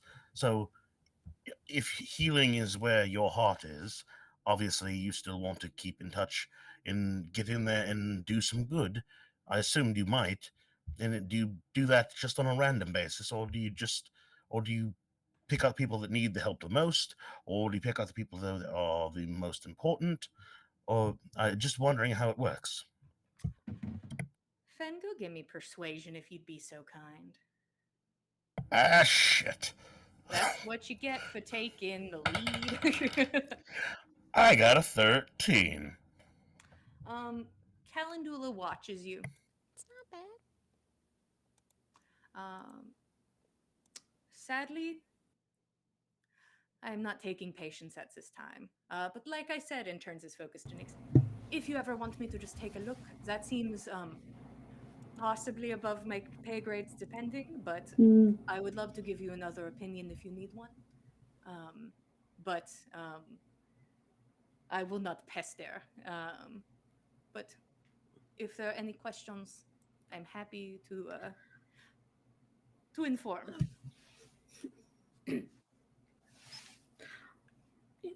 I'm already here. It's very visible, so See, the people here are going to think that it was like a personal choice and that it was like your flourish that you added. So yeah. nobody is going to think twice about it. Mm-hmm. I didn't think twice about it until you pointed it out, but I'm also in party headspace. Mm. And you watch as Calendula kind of scans the crowd, kind of just getting a quick people watch in as you watch the woman slowly circle and slowly, stoically circle. And he watches her for a moment. Do you know what that is? Performance art? See, Based on what I've been told? now, this is where things vary. He points to the tree and he points to like a bush that's in view where there's just like a person in like a very uncomfortable looking position, just like in the bush, like trying to Yeah. put like berries in their mouth from the bush, just frozen in that position. And he looks around. So, a lot of this art, as Corinne calls it, is a performative piece with the human body, the theme, which I commend Corinne for. The theme of this place, and it could be hard to tell, the theme is sorrow. And you can see it in places and you can hear it in others. That explains the music. But that will explain the Yeah. music every time. And the thing is, the music is probably closer and like points to the woman, to what is going on here, than the bodies trapped in stasis, laying about the place. That person is called the widow. And for years, Corinne would hire an actress to play the widow, a woman in sorrow who would walk the place where combats would take place. And it didn't feel correct. It wasn't authentic, and it felt like a mockery of the theme. So recently, she started hiring actual widows, women in mourning. And the theme of this party is presenting all of us, all of these rich motherfuckers on their high horses, to look directly into the face of sorrow and hardship and the people we would not look at on the street, and to fully observe them in our space and to see them at their lowest and to know we won't change a damn thing, and we should have to see that and take into account that it'll change nothing. It is what it is. Nobody here is going to hear the wails coming from that building. Nobody here is going to look at the widow and think, could I have saved her? Could I have done something to help the people? Not the people here. And the theme is realizing exactly who you are in the face of sorrow. Corinne is an artist, a talented artist. She certainly is. Alas, The seam is beautiful and terrible. Hmm. I'm sorry I did not bring. It is a party once again themed on terrible, terrible hardship, but I did not mean to bring everyone it down. down. It's nice to have some insight. Yeah. No, yeah, it makes a lot of sense laid out that way. Good. Thank you. It's good to understand what you are participating in. Mm-hmm. Everyone here should know. And you watch Calendula's, like, who has been very focused in on all of you. It's almost as if just like ripped fully out of that and eyes focused in on something else, as something else has drawn his attention outwards. And his eyes fall onto a man who is walking past, about maybe 5-6 yards away, not looking in y'all's direction, fully focused on walking forward. A rather tall, human presenting man, uh, dark hair, light colored eyes, wearing armor with the depiction on the front and the pauldrons of what looks like the maw of a wolf, and a sword on the back where the hilt of it is also sharp teeth.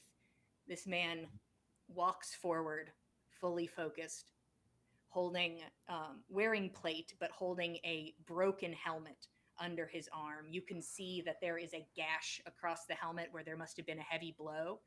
And you can also see some remnants of that blow across the front of the armor. And you can see Calendula watching this person go by, and a big smile goes across Calendula's face. And he says, Torment, if you're looking for a seat, I have one here for you. And like fully spreads his legs. And Torment does not look, does not falter, keeps walking. And Calendula throws hands up and closes his legs. You have to try. His loss, I suppose, is he a regular attendee of these parties? I have to Yes. imagine. Every year I say my most romantic line that I can think of, and I get ignored, and I weep one tear, and then I move on. It's a shame. Strong stoic types like that, He fits the theme. very iconic. There's something about a person who fits the theme. That's true. My apologies. I should not keep you. If you can come find me at any time, people are kind enough to bring me drinks, so I should be good. Of course. We'd be, I'm sure, happy to entertain you at some other juncture once we've had a chance to do our polite introductions and such around the party. Of course, go have fun. That is a bonus of the party. Mm. And he smiles. Thank you. Thank you very much. Of course, have fun. And leads forward to a picture of alcohol that's on a side table, and begins pouring multiple glasses and handing them out to the people flanking him.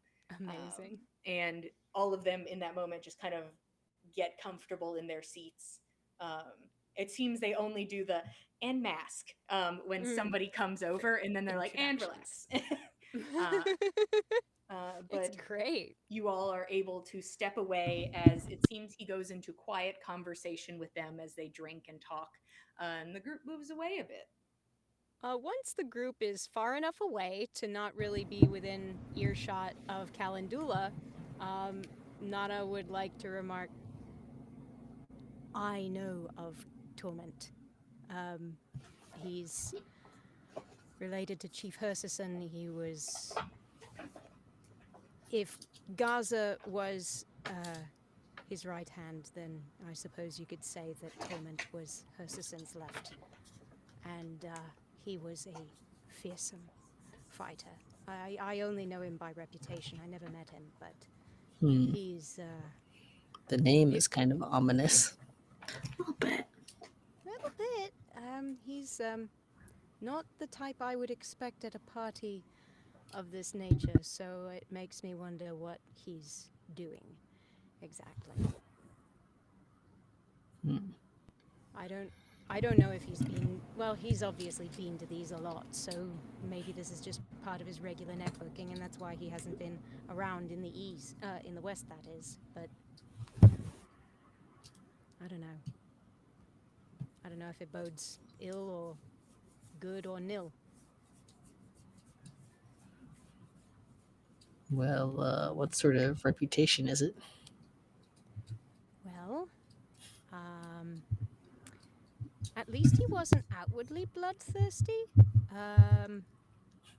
Not that often, but he, it was said he was a pillar that wouldn't crumble, no matter how hard the wind blew and the earth shook. He was, like I say, powerful warrior, extremely, extremely well respected within the Hersison clan structure. He was rumored to be a berserker. Didn't really show off the wild side like that Ra of the Axe or whatever was hyping up for. Sort of had the reputation of a civilized beast, I guess, was the whispered thing you didn't say within his earshot, but I don't know. He doesn't seem like the politicking type based on what I know of him, but I only know of him through stories from when he was actively fighting alongside Gaza and Hersison, and that was, at this point, basically a lifetime ago. So I don't know how much that reputation is what he carries now, and how much of that is fabricated or exaggerated or real.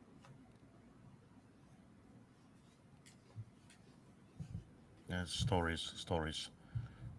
Fen is barely tuned into what Nana's saying, and he's like watching the widow make her lapse. Like, just thinking about that. And like fumbling in his pocket with a ring. Stories. Did you meet him? Is it somebody you've met him before? Or just heard the stories? Only the stories. I mean, he was... The last time he was actually anywhere around Galunda that I'm aware of was when I was a very small child. Might have even been before I was born, I'm not sure. He's just not been active in the West. Russ puts an arm on Nix's shoulder. They fixed up my outfit. They're very thorough. Looks very good. Should we finish our circle then? We should finish our circle so that we can observe the drink and sniff the snuff. And he puts out an arm for you. I'll grab it. You should just go talk to the guy, Donna, if you want to know why he's here. You should just ask him. It's a lot easier than wondering. This torment guy. All right, Nix, let's make our rounds. And Oh, boy. I don't know if that's wise, but, I mean, probably not wrong. Well, hopefully he won't challenge you to a duel. I mean, I don't just plan for to saying give him any hello. reason to, but I don't know.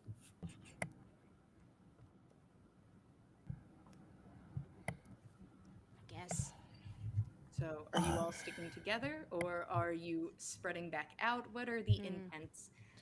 There is music coming from the large room to the far end of the courtyard.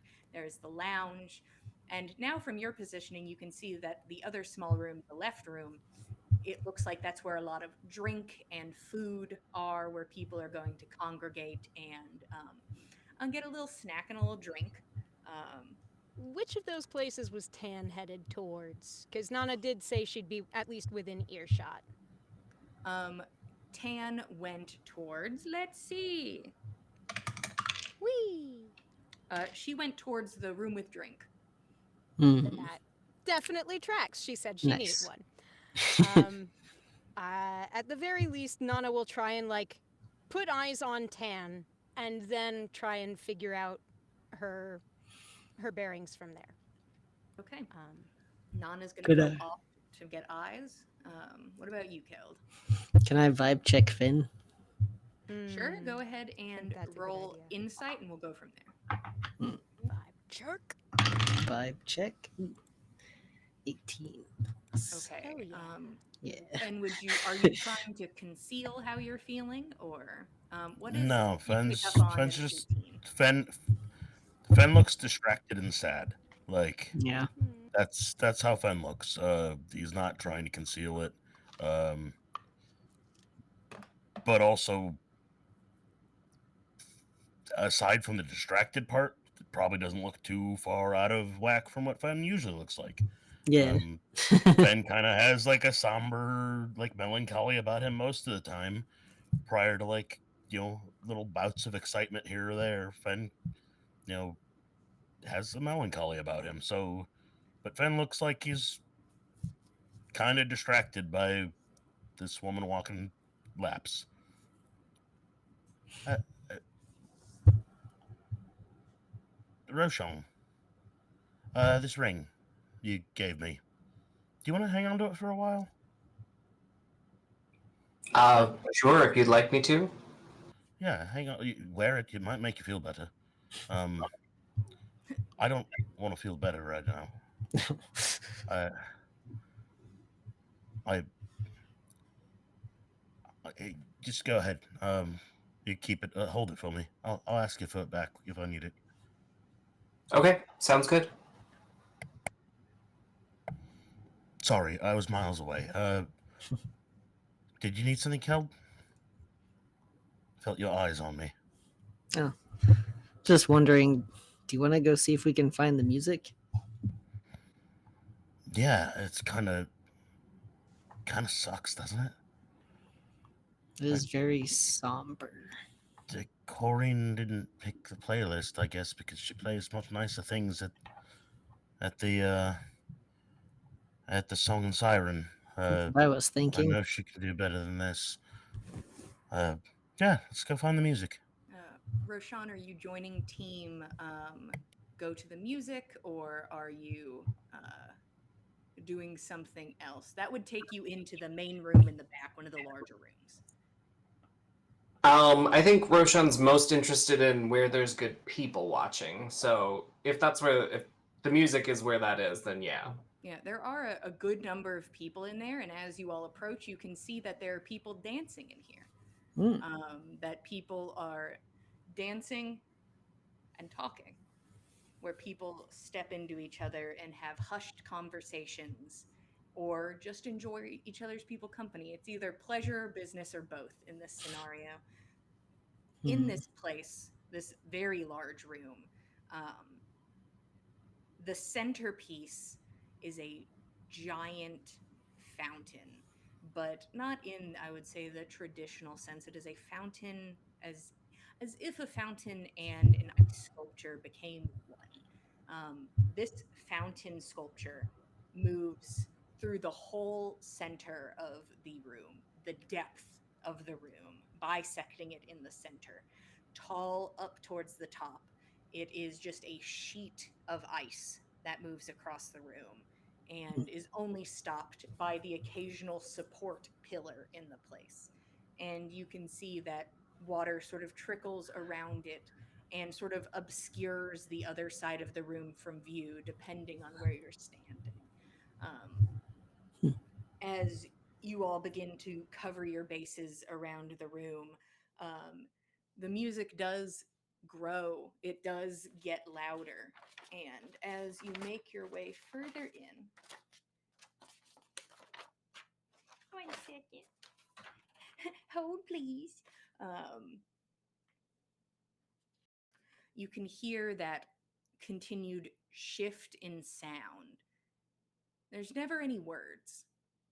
It is always just sound and feeling, these high falsetto sounds that hit a rhythm accompanied by, now you can hear in this space what sounds like an orchestra behind it, just a few instruments, very small orchestra behind it, trying to follow this disjointed sound that is being made, and then dips into the guttural and the pained as it moves around. Some of the noises, some of the most beautiful singing you've ever heard.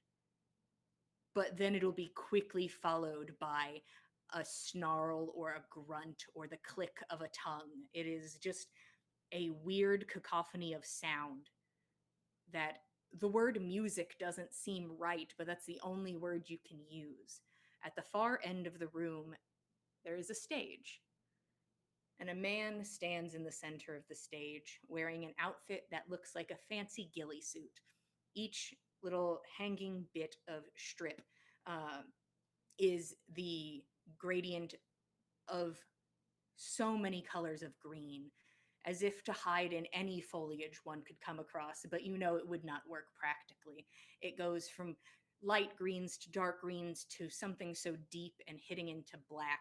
He's wearing a mask that matches the ghillie suit with strips that come down in the front and sway and move as he does, as he grasps at something in front of him, a small orb that seems to float in the space near his mouth, and it seems to amplify and project his sound through the space as this thin, almost gaunt man leans in and sings to this orb, sings to the people around him, sings outward to everything or nothing. It's hard to tell if this is for him or for everyone else. And he makes these noises as the orchestra around him tries to mimic. It is as if there was no practice, that he is doing as he pleases, as he feels, and they just try to follow as best they can. Next to him on the stage is a simple wooden chair. Above him, following the theme in the center of the room, the ice sculpture, you can see that there are these beautiful icicles hanging from the ceiling. And there are two cherub like women sitting on strips of silk like the women in the trees. And they have tiny mallets in their hand, and occasionally tink, tonk, tink, tonk against the icicle. And it does this low, in places and sometimes high, beautiful note that just sometimes plucks out past the sounds of instruments you know and this voice you don't understand. As you get closer, you can see messy brown hair, about shoulder length, kind of a gaunt cheek, and under his stripped mask, he has one green eye and one brown eye that seem so incredibly distant and far away. And the sounds he begins to make, you hear his voice crack, a gasp, as if drowning, gasping for air, holding back tears, anguish and pain only in sound. And it riles up and stops. And he slumps into this wooden chair next to him.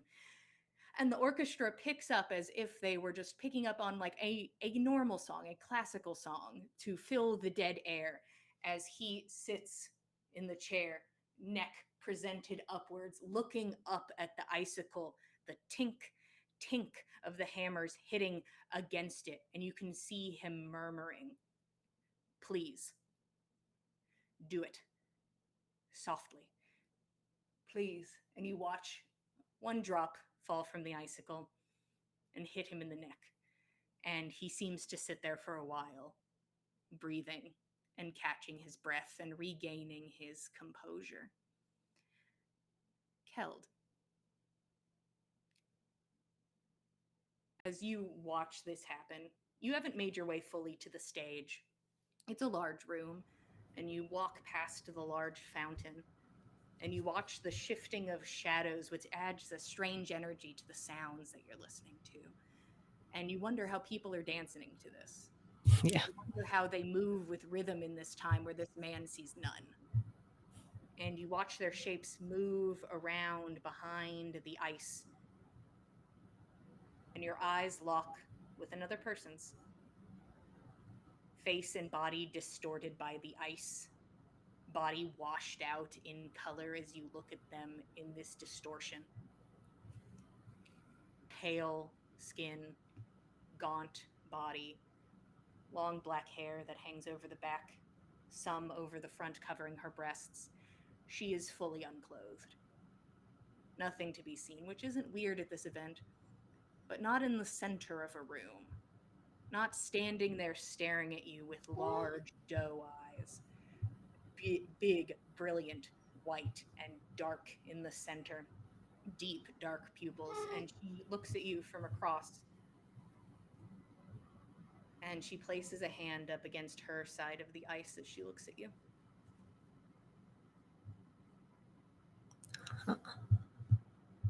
And she begins to walk. You were in a situation where the two of you could not meet until you got to the end of the sculpture. You see, she runs her fingers over the ice, keeping this eye contact with you, and begins to walk. Well, Keld's curious about that. He'll follow. Okay. The two of you walk in tandem.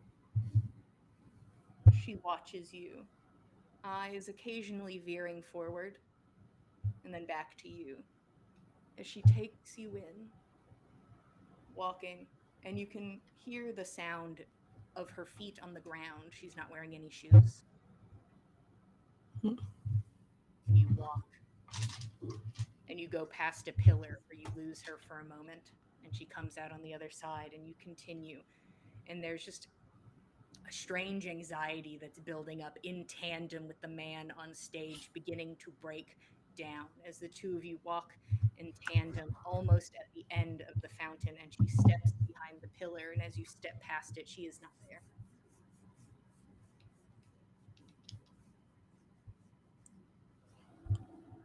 I'll step like around to the pillar to the other side.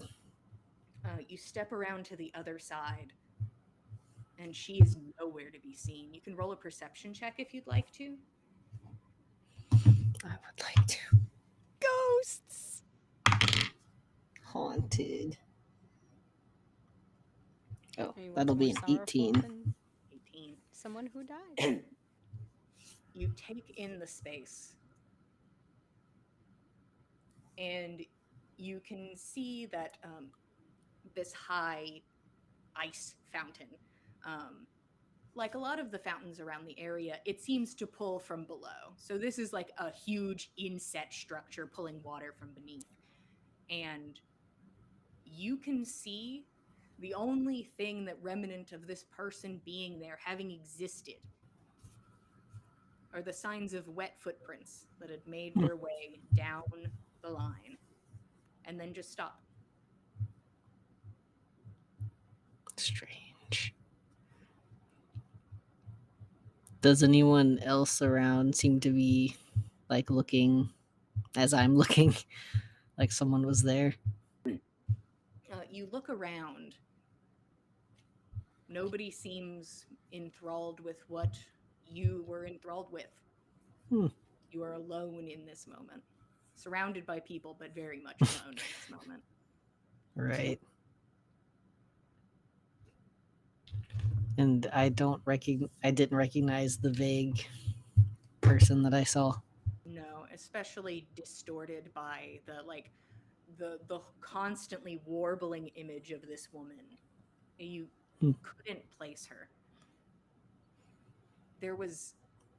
Go ahead and give me an insight check.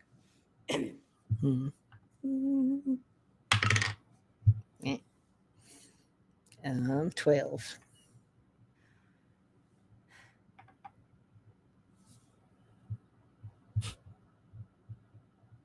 You don't know how to place it. You don't understand the situation. Disappearing's not that hard. It's explainable. Right. Maybe she wasn't there. All you have are some drops of water on the floor to assume by.